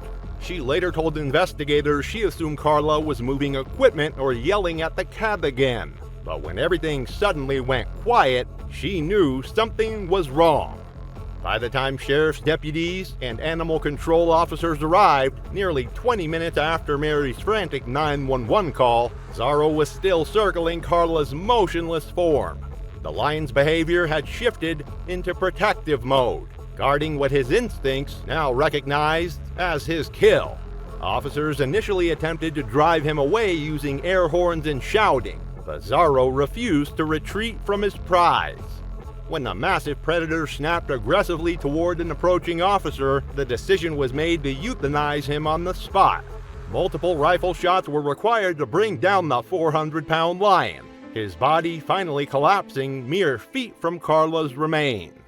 Carla Edmonds was pronounced dead at the scene, her body showing classic lion attack injuries. Later examination found older scars, healed bites and claw marks, evidence of earlier unreported close calls with Zorro. She likely dismissed these as accidents, never realizing they were early warnings that her bond had already begun to fracture. Her family, devastated by the tragedy and overwhelmed by media attention, chose to cremate her quietly and declined all interview requests. Local animal control officials used Carla's case as a centerpiece of a subsequent awareness campaign against unlicensed exotic pet ownership, highlighting the inherent dangers of keeping apex predators in residential settings. It was July 29, 2015, the California sun already beating down mercilessly on the rugged hills of Red Bluff, where Marcus Clay had carved out his solitary existence. The 58-year-old retired Army survival instructor stood at the edge of his property, surveying the half-acre steel-fenced enclosure that housed his most dangerous obsession, a 600-pound female grizzly bear named Masha. In the hours that followed, every lesson he thought he'd mastered would be ripped apart. Marcus had spent over 2 decades teaching soldiers how to survive in the world's most hostile environments. From the frozen tundra of Alaska to the scorching deserts of the Middle East, he had trained hundreds of military personnel in the art of staying alive when civilization fell away. His weathered hands bore the scars of countless wilderness encounters, and his steel-gray eyes reflected the confidence of someone who had faced death and emerged victorious time and again. After retirement, Marcus had retreated to his isolated patch of California wilderness, seeking the kind of solitude that only those who had seen too much of humanity's darker side could truly appreciate. But solitude wasn't enough for a man accustomed to adrenaline and danger. His fascination with apex predators had set the stage for a deadly miscalculation. Marcus never realized how lethal grizzlies are by design. Weighing up to 1,500 pounds and running over 35 miles per hour, they have 4-inch claws, a bite force strong enough to crush bone like an eggshell, and most critically, these bears possess an intelligence and unpredictability that makes them infinitely more dangerous than their size alone would suggest. Marcus had acquired Masha through the shadowy network of underground exotic animal dealers, purchasing her as a cub from a breeder who operated outside the reach of federal oversight. For 3 years, he had raised her in the steel-fenced enclosure he euphemistically called the yard, feeding her raw meat through a gated chute while maintaining what he believed was a respectful distance. The trouble started when a shipping error delayed Masha's food delivery. After 36 hours without eating, she grew visibly agitated, something Marcus noted in his journal but dismissed, writing that he'd calm her down himself. What Marcus ignored or didn't grasp is that a hungry grizzly is at its most dangerous, driven by instinct to get food at any cost. On the morning of July 29th, Marcus made the choice that would cost him his life. Instead of using the reinforced feeding gate, he grabbed a bag of scraps and entered through the main service door, previously writing that the chute felt too impersonal for what he saw as a bond. But some colleagues believe it was also about pride, a refusal to let a steel barrier mediate a connection he felt he had earned through control and consistency. The moment Marcus stepped into the enclosure, 3 years of relative docility evaporated in an instant as her predatory instincts took control. The scent of food combined with the stress of prolonged hunger triggered a response that Marcus's military training had never prepared him to handle. Masha charged with the devastating power that had made grizzlies the apex predators of the North American wilderness. Her massive frame covered the distance between them in seconds, her 600-pound body moving with surprising agility across the dirt floor of the enclosure. Marcus barely had time to register the attack before her powerful jaws clamped down on his left arm just above the elbow. The force of her bite shattered bone instantly, and she used her incredible strength to yank him off his feet, dragging him toward a shaded corner of the enclosure like a rag doll. There, following instincts as old as her species, she pinned him down with her massive paws and began the methodical mauling that would end his life. A motion-triggered security camera mounted on a nearby post captured bits of the attack, showing the initial charge and moments of the struggle before cutting out. In the chaos, Marcus's phone, still in his back pocket, accidentally initiated the call to a former military colleague. The 2-minute recording that followed later served as key evidence for investigators, capturing Marcus's screams, the bear's heavy breathing, and the violent clang of the fencing as the struggle reached its peak. Then, abruptly, silence. His colleague immediately dialed 911. When sheriff's deputies and wildlife officials arrived at the scene, they found the outer gate locked and Masha pacing restlessly beside a blood-streaked patch of grass where Marcus's body lay motionless. The bear showed no signs of retreating. Officers used fire hoses to distract the bear, then cut the padlock on the enclosure. Inside, they found Marcus's body torn open and partially buried under shredded clothing, with deep claw marks, massive torso trauma, and signs the bear had begun feeding before being interrupted. Marcus Clay was declared dead at the scene. Masha, following California state policy regarding fatal captive animal attacks, was euthanized within hours of the incident. Authorities discovered that he had received multiple cease and desist letters from animal welfare organizations regarding his unlicensed grizzly bear, all of which he ignored.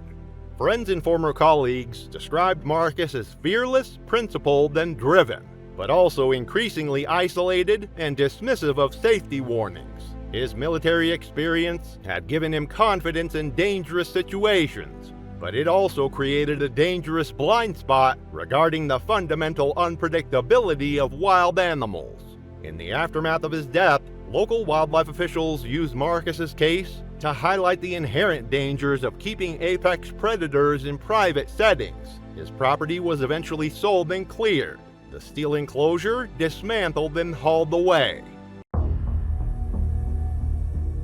It was October 18, 2016, and the mist hung low over the wooded hills near Broken Bow, Oklahoma. Deep within the sprawling property owned by the Dunn family, a converted barn stall held the secret that would soon turn deadly. Inside, a 300-pound Bengal tiger named Rozzy paced behind makeshift barriers, watching every move of the young man who had raised him.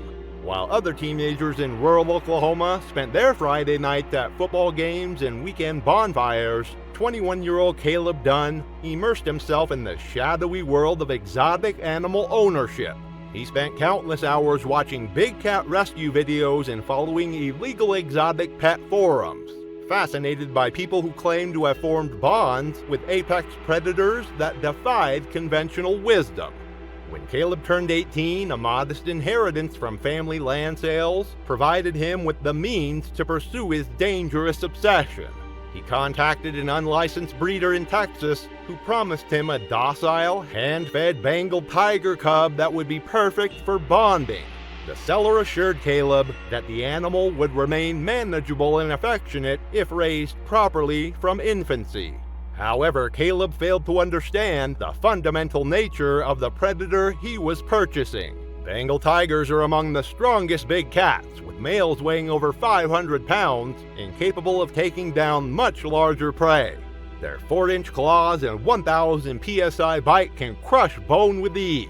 Crucially, even hand-raised tigers retain their instincts and may be more dangerous due to their lack of fear of humans. Caleb named the cub Rozzy and hid him in a converted stall at the edge of his grandparents' barn. Only 2 friends knew, sworn to secrecy, as Caleb shared plans to start a donation-based roadside attraction like ones he'd studied in rural Alabama and Missouri. His grandparents, both in their 70s, believed he was raising goats and had no idea a tiger was living in their barn. But tigers don't remain cubs forever, and by fall 2016, Rozzy had transformed into a magnificent and terrifying predator. At over 300 pounds, he had grown restless and powerful, his muscular frame barely contained by the makeshift enclosure Caleb had constructed from scavenged materials. The stall was reinforced with a patchwork of old fencing, kennel panels, and plywood. The enclosure's deadly flaw was its primitive security system, a chain-locked outer gate and a wooden inner divider that Caleb had to manually lift and secure each time he entered. This design required him to be inside the tiger's space while manipulating the barrier, a risky method no professional facility would allow. On the morning of October 18th, Caleb entered the stall to refill Rozzy's water barrel, a task he had done many times before. The security camera he had recently installed to monitor the enclosure captured footage that would later serve as key evidence for investigators. As he lifted the inner gate to pass the water barrel through, he became distracted by his phone, apparently attempting to capture a photo of Rozzy. In his momentary lapse of attention, he forgot to drop the lock bolt back into place, leaving the barrier unsecured. Rozzy, with the intelligence and opportunism that have made tigers apex predators for millions of years, immediately recognized the opening. He slipped through the divide, effectively cornering Caleb inside the confined space of the stall. The attack was swift and decisive. Tigers are ambush predators, evolved to kill large prey quickly and efficiently to minimize their own risk of injury. Rozzy struck low and fast, knocking Caleb off balance with a single swipe that tore through his thigh. As Caleb hit the ground, the tiger clamped down on his neck, crushing his airway and severing critical blood vessels in seconds. His arms flailed briefly before going limp. In the wild, tigers typically kill by delivering a crushing bite to the throat or back of the neck, severing the spinal cord or crushing the windpipe. This technique, perfected over countless generations, ensures a quick kill that prevents the prey from fighting back or escaping. Hours later, Caleb's friend Tyler arrived for the afternoon feeding to an unsettling silence. The stall door was ajar, and inside he found Caleb's body partially buried in straw, torn by deep claw marks and massive trauma. Rozzy paced calmly inside, likely satisfied with the kill. Tyler immediately called 911. When authorities arrived after an hour, they found themselves facing a scenario that highlighted the dangerous reality of illegal exotic animal ownership. Wildlife officials tranquilized Rozzy and transported him to a legitimate sanctuary in Colorado, where staff described the tiger as well-fed but completely unsocialized, a dangerous combination that made him unsuitable for any form of human interaction. Caleb's grandparents, Visibly shaken and devastated by the revelation of what had been happening on their property, insisted they had no knowledge of the tiger's presence. Caleb's funeral was held quietly in Broken Bow, attended by a small group of friends and family still reeling from the shock. His grandparents, overwhelmed with guilt and grief, chose not to speak publicly again about what happened. It was March 3, 2013, with rain clouds hanging over the outskirts of Macon, Georgia. Inside a small ranch-style home on Peachtree Lane, 67-year-old Laura Estes moved through rooms crowded with cages, perches, and the strong odor of animals soaked into the walls. Neighbors described her as quiet and stubborn, traits that had kept her committed to rescuing strays, but also set the stage for what would kill her. Laura's journey into exotic animal ownership had begun innocently enough. Throughout her life, she had rescued cats, dogs, and even the occasional raccoon, nursing them back to health in her spare bedroom before finding them proper homes. But as she aged and grew more isolated, her rescue efforts had taken a darker turn. By 2013, her home had become an unlicensed menagerie housing several primates, including her most prized possession, Toby, an 11-year-old male chimpanzee she had raised from infancy. Laura had acquired Toby as an infant through the shadowy network of exotic animal dealers, bottle feeding him in her living room and treating him like the child she had never had. For over a decade, she believed her bond with Toby overrode natural instincts. She called him gentle and misunderstood, ignoring his 130-pound size and past aggressive behavior. But adult male chimpanzees are among the most dangerous animals on Earth, possessing strength that can exceed 5 times that of an adult human. Their muscular arms, designed for swinging through forest canopies, can generate crushing force capable of tearing limbs from their sockets. Most critically, chimpanzees are highly intelligent and emotionally volatile creatures whose behavior can shift from docile to violently aggressive in seconds, often triggered by seemingly minor provocations. The warning signs had been accumulating for years. Neighbors regularly complained about the noise, the screaming, chattering, and occasional shriek at night. Friends who visited rarely came back, uneasy about the chaos and clear danger. Toby had already shattered a reinforced screen door during a storm, his panic-driven strength breaking through with ease. But Laura stayed convinced they shared a deep bond, insisting to others that Toby loved her and that their connection was something most wouldn't understand. That connection proved tragically one-sided. On the morning of March 3rd, the drumming of rain against the windows had begun to agitate Toby in his reinforced kennel, which Laura had welded into the corner of a converted guest room. The confined space, barely adequate for such a large and intelligent animal, had become a source of increasing stress as Toby matured. Wild chimpanzees roam large territories and engage in complex behaviors that captivity can't replicate. As the rain worsened, Toby grew frantic, screaming and slamming the bars of his cage so hard the noise filled the house.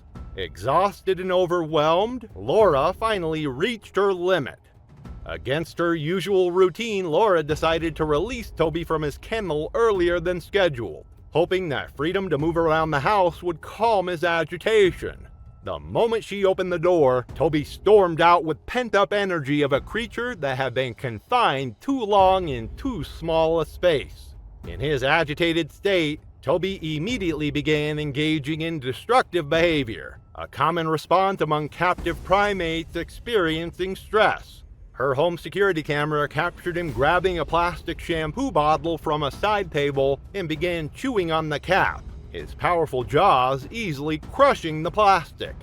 When Laura attempted to remove the bottle from his grasp, she made the deadly mistake of treating him like a misbehaving child rather than a powerful wild animal. Chimpanzees are highly possessive creatures, and any attempt to forcibly remove an object they've claimed can trigger aggression. In that moment, Toby's perception of her shifted from caregiver to threat. The attack was swift and devastating. Toby slammed her against the doorframe with such force that the impact could be heard throughout the house. His powerful jaws clamped down on her left arm, his canine teeth easily severing tendons and crushing bone.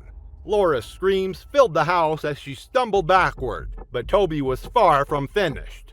Following the attack patterns that chimpanzees use against rivals in the wild, he continued his assault with methodical brutality, biting, striking, and tearing at her face and scalp. He pulled clumps of hair from her head while his teeth inflicted devastating wounds to her arms and neck. In the chaos of the attack, Toby knocked over a table lamp, sending shards of glass across the floor. The crash, combined with Laura's increasingly desperate screams, finally attracted the attention of a neighbor who was walking her dog past the house. The woman immediately called 911. When police officers arrived minutes later, they peered through the living room window to see Toby pacing near Laura's motionless body on the floor. As officers entered through the rear of the house, Toby charged with the same explosive aggression he had shown toward Laura. Faced with a 130-pound primate in full attack mode, one officer fired twice. Toby collapsed in the hallway, just feet from the door, his body finally still after a lifetime of captivity. Laura Estes was pronounced dead at the scene, her body bearing the horrific injuries typical of a chimpanzee attack. Multiple facial lacerations, partial scalping, and deep bite wounds to her arms and neck. The coroner ruled her death as trauma consistent with prolonged mauling. The surviving primates in Laura's makeshift sanctuary, 2 capuchins and 2 macaques, were sedated and removed by animal control officers. After a legal battle with distant relatives who wanted them euthanized, all were eventually rehomed to accredited sanctuaries where they could receive proper care. Laura's funeral was held quietly at a small church in Macon, attended by a few neighbors and former co-workers. Her remains were cremated and no family members spoke publicly. It was June 22, 2017. The Florida humidity hung heavy as the sun rose over suburban Gainesville. Inside a converted 2-car garage on Maple Street, Brent Lively moved methodically through his morning routine, surrounded by the carefully controlled environment he had created for some of the world's most dangerous reptiles. Brent was a 34-year-old who had earned legendary status in Florida's exotic reptile community, not just for his extensive collection, but for his brazen handling methods that made seasoned herpetologists cringe. His social media accounts were filled with videos of him free-handling venomous snakes, delivering impromptu educational lectures, while timber rattlesnakes coiled inches from his bare feet. His followers numbered about 3,000. Drawn to his charismatic confidence and apparent fearlessness around creatures that could kill with a single bite, Brent held a Class II permit for venomous reptiles, which legally allowed him to maintain his collection, but he was notorious throughout the community for bypassing basic safety protocols. While other handlers used hooks, tubes, and protective equipment, Brent preferred direct contact, believing his experience and intuition provided better protection than mechanical barriers. His garage was a high-end serpentarium with climate-controlled enclosures and labeled racks holding snakes from around the world. Its most dangerous resident was Krishna, a 13-foot king cobra from Thailand, strong, alert, and notoriously unpredictable. King cobras are not true cobras but belong to their own genus, Ophiophagus, which literally means snake eater. They are the world's longest venomous snakes, capable of growing over 18 feet in length and possess a level of intelligence that sets them apart from other serpents. Unlike many venomous species that strike and retreat, king cobras are aggressive defenders of their territory, capable of sustained attacks and multiple envenomations. On the morning of June 22nd, Brent began his routine cage maintenance, a process that required relocating Krishna to a freshly cleaned glass enclosure. Standard protocol uses a hook to guide the snake into a secure tube before transfer, minimizing contact and reducing strike risk. But Brent had always prided himself on his unconventional methods. Instead of using proper equipment, he reached directly into Krishna's enclosure, intending to lift the massive cobra by grasping it just behind the head. a technique he had demonstrated countless times in his social media videos. This time, however, Krishna was not in the cooperative mood. The king cobra, sensing the approaching hand as a threat to its territory, recoiled with lightning speed and struck Brent's wrist with surgical precision. The bite occurred just above his glove line, where a gap in his minimal protective gear left bare skin exposed. The half-inch fangs injected neurotoxic venom directly into Brent's bloodstream. Unlike tissue-destroying venoms, king cobra venom shuts down the nervous system by blocking signals between nerves and muscles. Surveillance footage later reviewed by authorities captured Brent's reaction with chilling clarity. Rather than panic or immediately seek professional medical help, he grimaced briefly, then walked calmly to his back room where he kept emergency supplies. Brent grabbed a vial of Thai antivenom meant for king cobras, and without training or proper tools, tried to inject it himself. Antivenom requires precise dosing and monitoring, even in hospitals. Brent's attempt was not only ineffective, but risked severe allergic reactions that could worsen the envenomation. As the venom took hold, Brent sat in his chair, vision blurring and fingers falling from paralysis. He tried to send a final message, but it was never completed. 3 weeks later, a FedEx driver making his regular delivery noticed packages piling up by Brent's front door, an unusual sight for someone who regularly received reptile supplies and equipment. A strong, unpleasant odor emanating from the house prompted the driver to contact authorities. Brent's funeral was held quietly by a small circle of family members who had long distanced themselves from his snake-keeping lifestyle. His remains were cremated and no formal obituary was published. Following the incident, Florida Fish and Wildlife officials conducted a full inspection of the property and revoked Brent's venomous reptile license. The case prompted legislative proposals to tighten private ownership regulations for high-risk exotic species. It was September 14, 2017, under the harsh New Mexico sun outside Ruidoso Downs. At a makeshift sanctuary behind rusted gates, the sounds of children's laughter would soon be replaced by screams as Nina, a 200-pound black jaguar, shattered the illusion of safety that Tyler Qualls had carefully constructed. Tyler was a 46-year-old retired Army medic who had returned from 2 tours in Iraq with shattered nerves and a deep mistrust of civilization. His father's death had left him 6 acres of desert land, which he gradually turned into what he called the micro-sanctuary. The property housed 2 bobcats, a few rescued reptiles, and Nina, the jaguar he considered the crown jewel of his operation. Tyler had purchased Nina from a Texas breeder 2 years earlier, paying in cash and transporting her across state lines in a modified horse trailer. He often said his military background gave him intuitive respect for apex predators, claiming he didn't need formal training. He ran the place alone, no staff, no protocols, no emergency barriers. He rejected tranquilizers and carried no firearm. His solution to danger was confidence, which he believed animals could sense. Once a month, Tyler hosted open house days, low-key events advertised through local forums and word of mouth. Visitors were allowed close-up views of the animals from behind standard chain-link fences. Tyler would lead casual tours barefoot, speaking about natural balance, trust, and how fear is what gets people hurt. His self-printed brochures mentioned animal welfare but omitted any legal disclaimers or real warnings. On the morning of September 14th, 11 visitors arrived, including a couple from Albuquerque with 2 children, a tourist group from Arizona, and 3 local residents. By 10 a.m., they had gathered near Nina's enclosure, a 20 by 30 foot space enclosed by chain-link fencing and shaded by a salvaged metal carport. The guests took photos as Tyler talked about Nina's diet, daily behavior, and his belief that she saw him as family.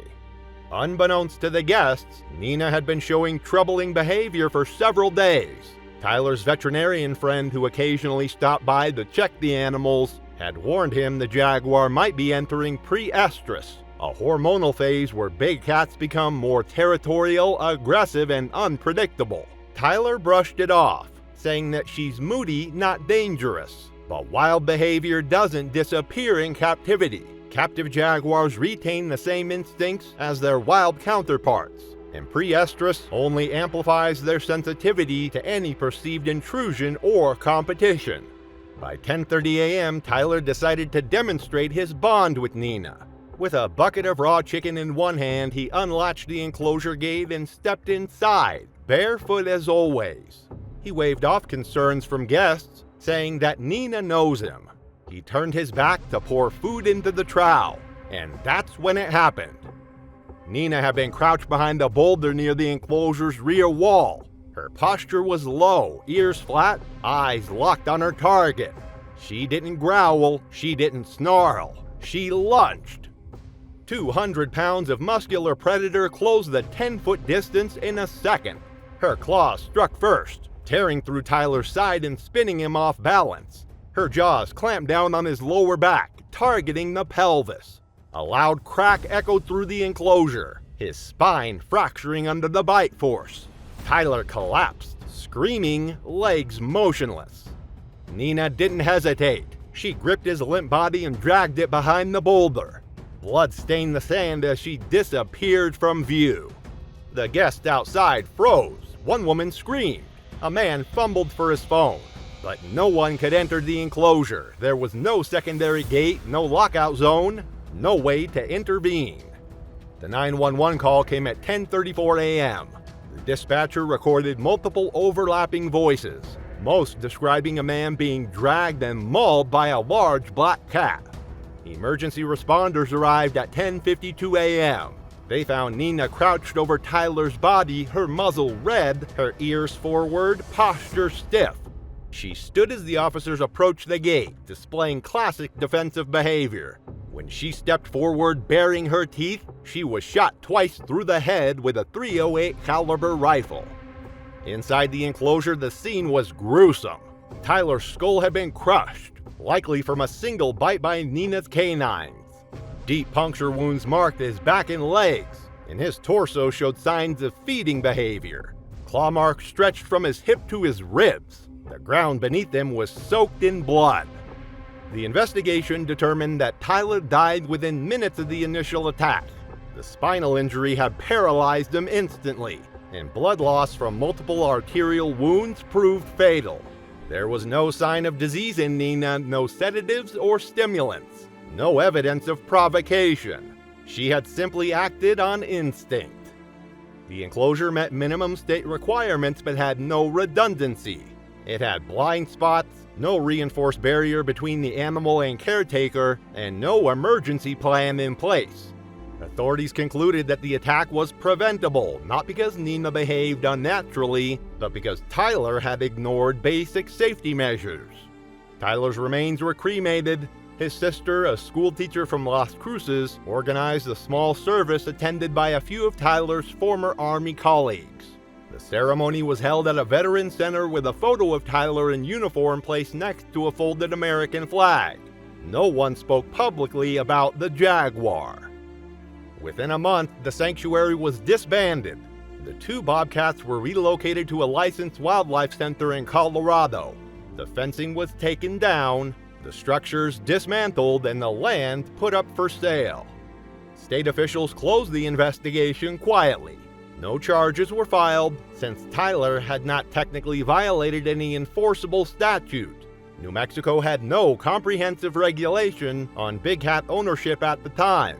In the end, the state labeled the event an isolated incident. It was June 2nd, 2015. The air heavy in Calhoun as string lights glowed softly over a quiet backyard gathering. Neighbors and former students mingled around folding tables laden with potato salad and sweet tea, unaware that their host, Trish Bolin, was about to lead them toward a tragedy that would unfold in seconds but haunt them forever. Trish was a 53-year-old former high school science teacher who had channeled her grief over her husband's death 6 years earlier into an obsession with primatology.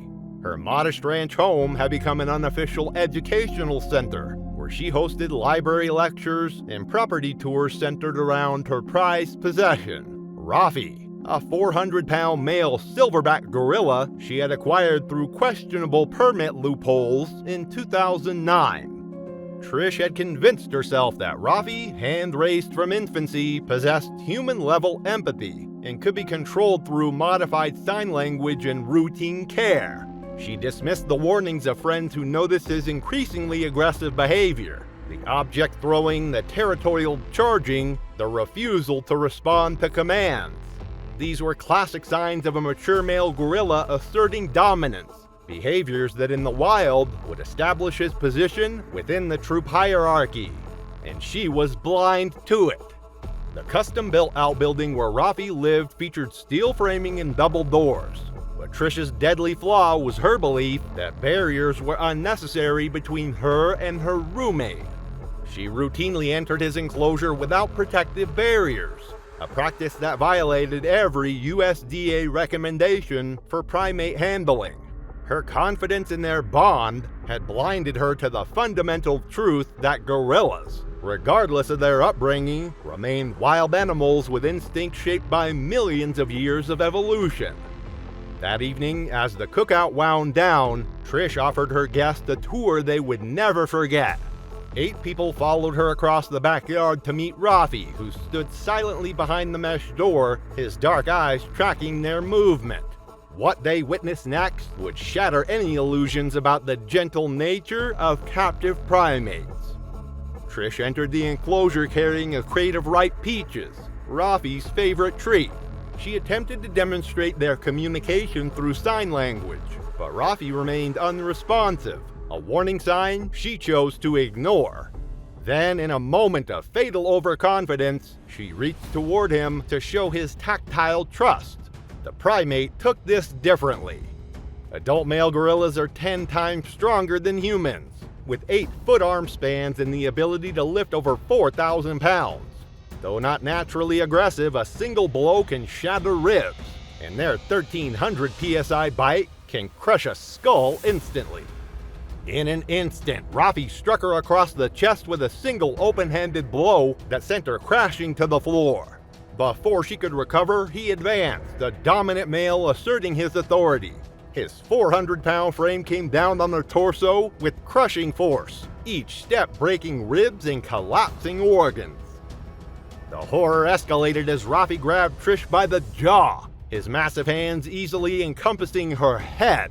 With one powerful bite, he removed part of her face, his canine teeth, designed to strip bark and crush tough vegetation, tearing through flesh and bone with terrifying efficiency.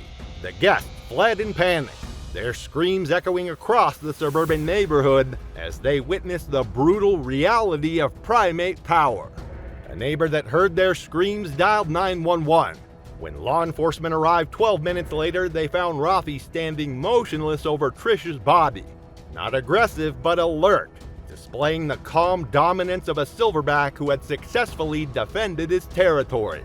Unaware that a dangerous animal was present, they waited for another 10 minutes for animal control to arrive. Eventually, a tranquilizer dart ended the standoff, but it was far too late for Trish. Her skull was crushed, her upper torso torn open by the immense force of Rafi's attack. The scattered peaches around her body served as a grim reminder of the trust she had placed in a creature whose nature she had fundamentally misunderstood. Rafi was euthanized the following morning, a decision made without protest or petition. Trish's family declined interviews and only a small obituary appeared in the local paper, noting her background as an educator and longtime advocate for primate care. The investigation revealed multiple violations dating back years: incomplete behavior logs, improper enclosure procedures, and lack of veterinary oversight. The property was sold, the outbuilding demolished, leaving only bureaucratic footnotes to mark the end of Trish Boland's misguided dream. It was November 16, 2013, the Wyoming wind slicing across the plains near Cody, as a Barbary lion paced behind rusted bars in a half-acre of makeshift enclosures. Just past noon, Derek Pruitt stepped through the gate carrying a tray of raw venison, unaware that his years of reckless confidence were about to meet their violent end. Derek Pruitt was a 38-year-old former rodeo star whose fearless reputation on the bronc riding circuit had been built on calculated risk and split-second timing.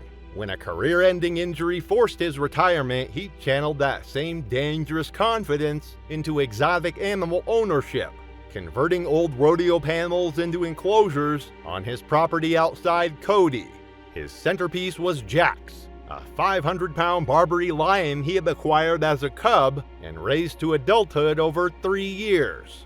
Barbary lions, extinct in the wild but still bred in captivity, are apex predators weighing up to 550 pounds. With 2-inch claws, a 650 psi bite, and hunting instincts that remain sharp even when hand-raised. As males mature, they grow more territorial, powerful, and dangerously unpredictable. Derek's approach to lion handling was built on dangerous misconceptions. His philosophy centered on dominance through calmness, believing that lions could sense human emotions and respond to confidence with submission. He regularly entered Jax's enclosure without protective barriers, hand-feeding the massive predator and walking the perimeter with nothing but a stick for protection. The warning signs had been mounting for weeks. Jax had been exhibiting classic stress behaviors, pacing at odd hours, refusing food for days, showing increased agitation during routine interactions. These behavioral changes are common in captive lions experiencing hormonal fluctuations or territorial stress, often preceding aggressive episodes. But Derek dismissed these red flags as winter laziness, his overconfidence blinding him to the danger signals that any trained animal behaviorist would have recognized immediately. On Thanksgiving weekend, his 14-year-old nephew Bryce had come by to help with feeding, as he often did. The enclosure's safety vestibule meant to protect direct contact was bypassed as always. Derek insisted Jax knew him too well to ever pose a threat. At 12:04 p.m., Derek entered the lion's pen carrying venison quarters. The lion lay still in the corner, watching. Derek called his usual greeting and turned his back to approach the feeding platform. That single act, turning away, was all it took. Without a sound, Jax rose and closed the distance in 2 strides. He struck with blinding speed, raking his forepaws across Derek's back and slamming him to the ground. Bryce screamed, frozen just outside the fence, as Jax clamped his jaws around Derek's neck and shook violently. The lion's bite, designed to crush windpipes and snap vertebrae, did exactly that. Derek kicked weakly for a few seconds, but Jax remained locked in, eyes fixed, unmoving. The animal's instincts had overtaken years of hand-rearing and familiarity. Bryce grabbed a metal rake and shouted, striking the bars. Jax didn't flinch. The 911 call came at 12:07 p.m. Bryce, voice shaking, told the dispatcher about the incident. When deputies arrived at 12:18, Jax was still hovering over Derek's mangled body. Officers fired a single shot, killing the lion instantly. Derek was pronounced dead on scene. His injuries matched a classic big cat takedown. Crushed cervical vertebrae, deep claw marks across his spine, and puncture wounds through the throat. The untouched tray of venison nearby made one thing clear: Jax hadn't attacked for food. He had responded to instinct, territorial, sudden, and final. A small funeral was held on the outskirts of Amarillo, attended by a few family members, 2 former rodeo friends, and a wildlife officer who had known Derek from inspection visits. There were no speeches, just silence, wind, and a closed casket. Bryce received trauma counseling, Derek's remaining animals were relocated, and the enclosure was dismantled within weeks. State officials quietly tightened exotic animal ownership regulations, closing the loopholes Derek had exploited. It was May 22, 2016, light filtering through the pines above Oakhurst as guests gathered behind Mario DeLuca's cabin for cake and quiet celebration. No one noticed the massive black shape in the tree line, until Mario, spotting it with a grin, raised his phone and remarked that it would make a great photo, words that would be among his last. Mario was a 61-year-old retired chef who had traded the chaos of Modesto restaurant kitchens for what he called simple living close to nature on his wooded parcel near Yosemite. However, his dream of harmony with the wilderness had manifested in the most dangerous way possible, through his relationship with Bobo, a 400-pound black bear he had raised from a cub and allowed to roam freely around his property. Mario's approach to bear management was built on dangerous misconceptions that would prove fatal. He believed Bobo was practically vegetarian, feeding him fruit, bread, and even beer while allowing the massive predator to wander freely between his property and the surrounding wilderness. This habituation, the process by which wild animals lose their natural fear of humans, is one of the most dangerous scenarios in wildlife management. Habituated bears become unpredictable, viewing humans as sources of food rather than threats to avoid. Additionally, despite their seemingly docile reputation, black bears are incredibly powerful omnivores capable of running 30 miles per hour and climbing trees with ease. Their massive paws are equipped with claws up to 4 inches long, designed for tearing apart logs and digging through soil, but equally effective at shredding human flesh. An adult black bear possesses the strength to crush a human skull with a single swipe and can deliver a bite force of over 800 pounds per square inch, enough to crack bones like twigs. Wildlife officers have received multiple complaints about Bobo's presence near residential areas, but Mario's insistence that his bear was harmless had prevented any serious intervention. He regularly boasted to neighbors about their special bond, describing how Bobo would visit his porch and even accompany him to the mailbox. These interactions, which Mario saw as proof of their friendship, were actually warning signs of a wild animal that had lost its natural behavioral boundaries. On May 18th, Mario's birthday celebration seemed like the perfect opportunity to showcase his unique relationship with Bobo. As his 3 guests, an old co-worker, her sister, and a local handyman, enjoyed cake and conversation, the massive bear wandered into view with the casual confidence of an animal that had learned to associate humans with food rewards. Mario's decision to approach Bobo with a slice of birthday cake represented the culmination of years of dangerous conditioning. Bears are opportunistic feeders with an acute sense of smell that can detect food from miles away, and Mario's offering of sweet cake activated the same feeding response that drives bears to raid garbage cans and break into campsites. Only this time, the bear wasn't separated by a fence or fear. Bobo reared onto his hind legs before lashing out with one massive paw. The blow struck Mario across the face, sending him sprawling backward as his guests watched in frozen horror. Black bears killed through a combination of crushing bites and powerful claw strikes, using their incredible strength to overpower prey much larger than themselves. Bobo's jaws clamped down on Mario's leg, dragging him toward the tree line with the methodical efficiency of a predator securing its kill. The bear's subsequent attacks targeted Mario's abdomen and chest, tearing through flesh and bone. The 911 call came at 4:34 p.m. from a passerby who heard the screams echoing across the ridge.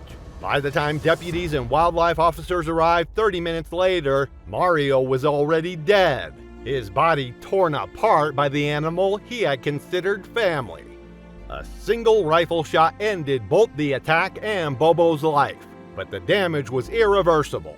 Mario's torso had been torn open, his neck partially severed, his face rendered unrecognizable by the bear's powerful claws.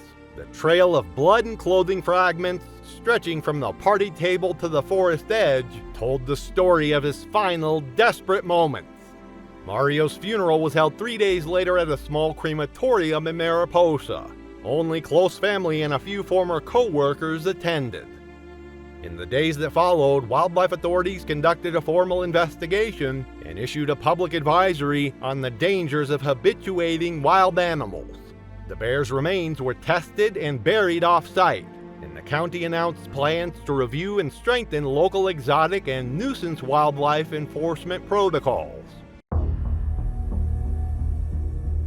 was March 9, 2018, as a violent storm swept through southern Scottsville, wind rattling tin roofs and rain pooling in red clay yards. Behind a small house, a flashlight beam sliced through the dark toward a camouflage shed, where Kilo, a 350-pound Bengal tiger, waited silently as laughter from the garage faded into the storm. Within minutes, that laughter would transform into screams that would echo through the hollow. Elijah Brantley was a 29-year-old recluse whose journey from auto mechanic to exotic predator owner had been marked by increasing isolation and dangerous obsessions. Once employed at a small garage outside Bowling Green, he had slowly withdrawn from steady work after a back injury and a falling out with coworkers. Over the next 2 years, Elijah poured his time and dwindling money into a remote lifestyle, one where he could pursue what he called pure control. That mindset would take physical form in the shape of a steel-framed enclosure and a dangerous growing animal few in the area even knew existed. Elijah had constructed the enclosure in secret, a concrete-floored structure welded from scrap panels and wrapped in layers of camo tarps, brush, and plywood. Hidden behind a stand of cedars and positioned downhill from the house, it was all but invisible from the road and overlooked by local authorities. He had no exotic animal license, no fencing inspection, and no veterinary documentation for the tiger's health. The shed had no external signage, no perimeter fence, and no real emergency access. He fed Kilo raw meat, chicken quarters, ground beef, expired pork, obtained through bulk suppliers who likely never asked questions. Elijah believed that feeding the tiger regularly had earned him its trust. Sandy, Elijah's cousin, had once been close to him. She hadn't visited in over a year, but had reached out recently, concerned about his reclusive behavior and rumors from neighbors. That Friday night, she and her boyfriend Drew came to see him, under the pretense of a family check-in, though really it was part intervention, part curiosity. They sat in the garage drinking cheap beer while lightning cracked over the ridge. The metal roof shook with wind gusts and water pooled around the tires of Drew's truck. Around 9:15 p.m., after a lull in the storm, Elijah stood up with a grin and asked if they wanted to see something insane. His tone was casual and joking. Neither Sandy nor Drew realized the seriousness of what he meant. Elijah retrieved a flashlight, zipped up his jacket, and motioned for them to follow. They stepped outside into the mud and walked around the back of the house, their shoes slipping in puddles and wet leaves. The flashlight cut across trees and brush until the beam landed on a sagging tarp that covered what looked like a shed. Kilo was already awake and pacing, the sound of boots in the mud and voices in the dark alerting his predatory instincts. Bengal tigers are apex predators, solitary hunters capable of bringing down animals many times their own size. Males can weigh up to 660 pounds and measure over 10 feet from nose to tail. Their retractable claws can extend over 4 inches, and their bite force exceeds 1,000 pounds per square inch. In the wild, they ambush prey from cover, targeting the neck with a single powerful bite to sever the spinal cord and cause instant death. In captivity, those instincts remain intact, triggered by movement, scent, and opportunity. As Elijah stepped through the unlatched door of the enclosure, he crossed a line that had never truly existed in Kilo's mind.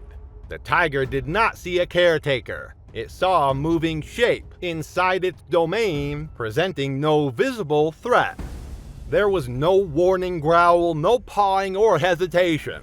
Kilo lunged from the side of the enclosure, his body hitting Elijah with crushing impact. Elijah landed hard on the concrete, his flashlight skittering out of reach.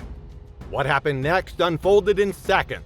Kilo's jaws locked onto Elijah's neck with devastating force, the bite crushing vertebrae and severing critical arteries. Sandy screamed. Drew grabbed a rusted crowbar from beside the shed and struck the cage bars, yelling. Kilo paid no attention. The tiger shook Elijah's body, dragging him toward the far end of the shed, where blood quickly pooled under his hind legs. Kilo began feeding, methodically, silently. He tore through fabric and flesh, exposing muscle and ribs. Sandy, panicked, ran back toward the house to get her phone, slipping twice in the mud. Drew remained outside the shed, shouting Elijah's name, unable to look away. Elijah was unresponsive within the first 30 seconds. He was likely dead within a minute. Sandy's 911 call was logged at 9:27 p.m. It took over 20 minutes for law enforcement and wildlife officials to reach the property, slowed by weather and poor road conditions. When officers arrived, Kilo was still crouched over Elijah's remains, showing signs of possession and guarding behavior, ears back, eyes fixed, tail rigid. One wildlife officer prepared a tranquilizer dart, while another took position behind the patrol vehicle. A single dart was fired and struck Kilo in the hindquarter. The tiger growled, backed away slowly, and collapsed under sedation within 3 minutes. The scene that investigators entered was gruesome. Elijah's face was torn beyond recognition. His neck was broken, and his chest cavity had been partially opened. Blood had seeped into the cracks on the concrete floor. Clothing, bone fragments, and shredded meat were scattered in a 6-foot radius. Elijah's funeral was held 5 days later at a private cemetery near Bowling Green. Only a small group of family attended. No obituary was published, and no formal service was conducted. His casket remained closed. The family declined interviews and asked that the details remain private. The tiger Kilo was transferred under sedation to a secure holding facility that night. After a brief observation period, he was relocated to a licensed big cat sanctuary in the western United States. Authorities opened an investigation into how Elijah had acquired and kept the animal, but found no records, receipts, or permits. Without clear violations involving commerce or transportation, no charges were filed posthumously. The shed was dismantled within a week. The land was quietly listed for sale by Elijah's estate. There was no local press coverage beyond an initial police blotter entry. State officials issued a public advisory about exotic animal ownership, but stopped short of passing new restrictions.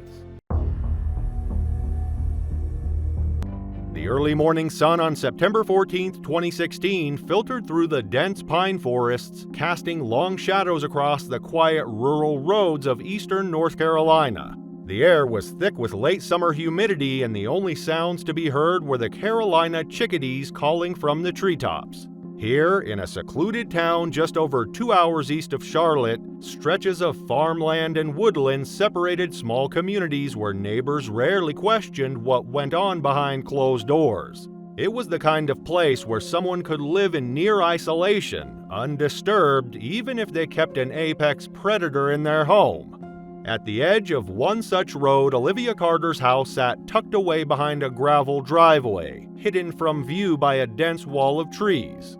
At 37 years old, Olivia had built a life of independence. She was unmarried, had no children, and worked a remote corporate job that gave her financial stability without the need to leave her property. That same financial freedom had also allowed her to pursue something far more unusual: the private ownership of a wild animal. For the past 2 years, she had shared her home with Kai, a 42-pound African caracal, a species known for its lethal hunting skills, powerful build, and unmatched agility. Unlike most exotic animal owners, Olivia hadn't built a secure outdoor enclosure or kept Kai in a controlled space. He had full reign of the house. She believed their bond made her different from other owners. But on that quiet September morning, Kai would prove that no amount of human care could override the instincts of a predator. Caracals are native to Africa, the Middle East, and parts of Asia, built for hunting with razor-sharp claws, powerful hind legs, and keen predatory instincts. Unlike domesticated cats, caracals retain their wild nature, even when raised from birth. They strike with precision, their bite force strong enough to crush bone, and their coiled muscles give them the ability to leap over 10 feet into the air, a skill designed for taking down birds but just as effective on larger prey. Despite these facts, Olivia never saw Kai as a threat. She had imported him from a breeder outside the US, spending thousands of dollars on transport and veterinary clearances to bring him into North Carolina, a state with no restrictions on owning exotic big cats. Unlike in other states where such animals required permits and inspections, there were no legal barriers, no oversight, and no regulations preventing her from housing a wild predator inside her home. She had raised him from a kitten, treating him like a pet. He lounged on her furniture, followed her from room to room, and slept at the foot of her bed. But there had been signs. Aggressive swipes with claws extended, guttural growls when startled, a deep bite that had left a scar on her arm months prior. Friends had warned her that exotic animal experts cautioned against keeping caracals as pets, but Olivia was convinced she understood him better than anyone else could. At 10:15 a.m., Olivia was on a video call with her younger sister Erin Carter, who lived out of the state. Erin later recalled that Olivia had been standing near the kitchen counter chatting casually as she prepared Kai's raw meat breakfast. Kai was pacing nearby, his ears pinned back, tail twitching, a posture Erin had noticed before but never thought much about. Olivia had always joked that he was impatient for food, brushing off concerns, as if Kai's restlessness was nothing more than a quirky habit. Seconds later, everything changed. Kai launched forward without warning, his claws raking deep across Olivia's face before she could react. The phone jolted as Olivia stumbled backwards, screaming, the image blurring with violent movement. Erin's panicked voice rang through the call, but there was no response. Kai latched onto Olivia's arm, his powerful jaws clamping down to the bone. A loud crash echoed through the phone as furniture scraped across the tile floor, Olivia struggling to break free. The phone, knocked from her grasp, landed face up, still transmitting. Erin listened as the sounds of Olivia's struggle filled the call. Screams, heavy breathing, the deep growls of the caracal. She ended the call and immediately dialed 911. The dispatcher answered, but Erin was calling from out of state, and her location routed her to her local emergency services. She quickly explained the situation, but the dispatcher couldn't send help directly. Erin needed to call 911 for Olivia's location. They provided her with the correct 10-digit number for emergency services in North Carolina. Before dialing again, Erin frantically searched her phone for Olivia's address. In her panic, she couldn't recall it immediately, scrolling through old messages and emails until she found it. Only then did she call the emergency services for Olivia's location, relaying the full address.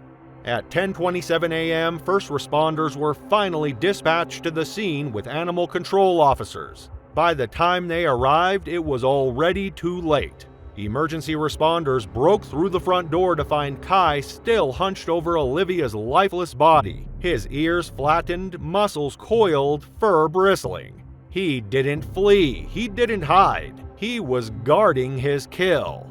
The animal control officers trained in handling dangerous exotic animals moved in with catch poles and tranquilizer darts. Kai let out a low growl but didn't resist, his instincts still locked in predator mode.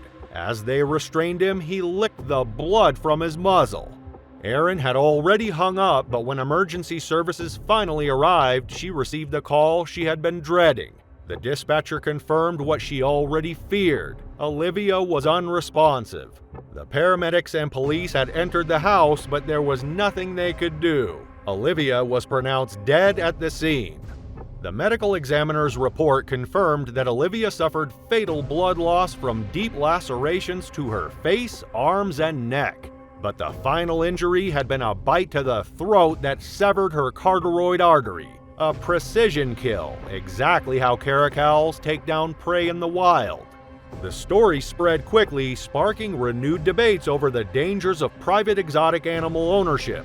Experts pointed out that while caracals are smaller than big cats, they're still wild animals, with reflexes, strength, and instincts that no human can ever fully control. Still, no legislation was made banning the ownership of such animals. As for Kai, he was transferred to a wildlife sanctuary placed in a secure habitat away from human interaction. Officials ruled that he would not be euthanized, as the attack was deemed a natural predatory response rather than abnormal aggression. The evening of March 15, 2011 settled over the suburbs outside Brisbane, Australia, with the glow of streetlights flickering on and the distant hum of televisions filtering through open windows. The air was warm, heavy with the scent of dry grass and barbecue smoke, a typical late summer night in Queensland. In a quiet neighborhood lined with modest brick houses, 34-year-old Marcus Davidson welcomed a small group of friends into his backyard. 8 guests gathered, beers in hand, the sounds of casual laughter filling the night. It was meant to be a simple get-together, but Marcus had invited them for something special, a demonstration he had been eager to show off for months. For the past 2 years, Marcus had been raising Artemis, a 150-pound wolf-dog hybrid. The massive animal, with silver-gray fur and piercing yellow eyes, was the centerpiece of Marcus's fascination with owning something wild. He spoke about Artemis as if he were something rare and mystical, a creature few could ever truly understand. To Marcus, Artemis wasn't just a pet. He was proof that a man could tame the untamable. Marcus Davidson had always lived an ordinary life. Born and raised in Toowoomba, Queensland, he worked as a postal supervisor, played sports on weekends, and was known among friends for hosting backyard barbecues. He had never owned a pet as a child. His mother had been allergic, but after his 2008 divorce, something changed. He started seeking excitement, talking about taking risks, living life differently. That was when he found Artemis. The wolf dog had been listed on a classified site, described vaguely as a timber wolf mix by a breeder in rural Queensland. The photo showed an enormous, wild-looking animal, unlike anything Marcus had seen before. He was immediately drawn to its exotic appearance, imagining how impressive it would be to own something so powerful. Without experience in handling large predators, he purchased Artemis and had him delivered. He told friends it was like having a piece of the wild in his backyard. But wolf-dog hybrids are not fully domesticated animals. Weighing between 130 and 175 pounds, they retain the instincts of wild wolves, including territorial aggression and an unpredictable prey drive. Their jaw strength exceeds 400 pounds per square inch, more than enough to crush bone, and their intelligence allows them to escape enclosures that would contain ordinary dogs. Unlike fully domesticated breeds, wolf hybrids do not recognize humans as leaders in the way dogs do. They can be affectionate one moment and triggered into a full predatory response the next. In most Australian states, wolf-dog hybrids are illegal, but underground breeders continue to supply them to inexperienced owners. Marcus had no formal training, no specialized knowledge, and no permits. What he had was confidence, and a belief that his bond with Artemis made him different from other owners. The warning signs came early. Trevor Wilson, his next-door neighbor, recalled seeing Artemis pace along the fence line whenever children passed, his yellow eyes tracking them in eerie silence. In November 2010, Marcus required stitches after Artemis bit through his forearm, tearing through skin and muscle. 2 months later, the wolf dog escaped his enclosure and attacked a neighbor's Labrador, forcing 3 men to pull them apart. Veterinarian Dr. Rajiv Patel, who treated Artemis after the dog attack, warned Marcus directly. The animal displayed clear predatory behaviors and should not be kept in a residential area. Marcus dismissed the concern, saying Artemis was just playing rough.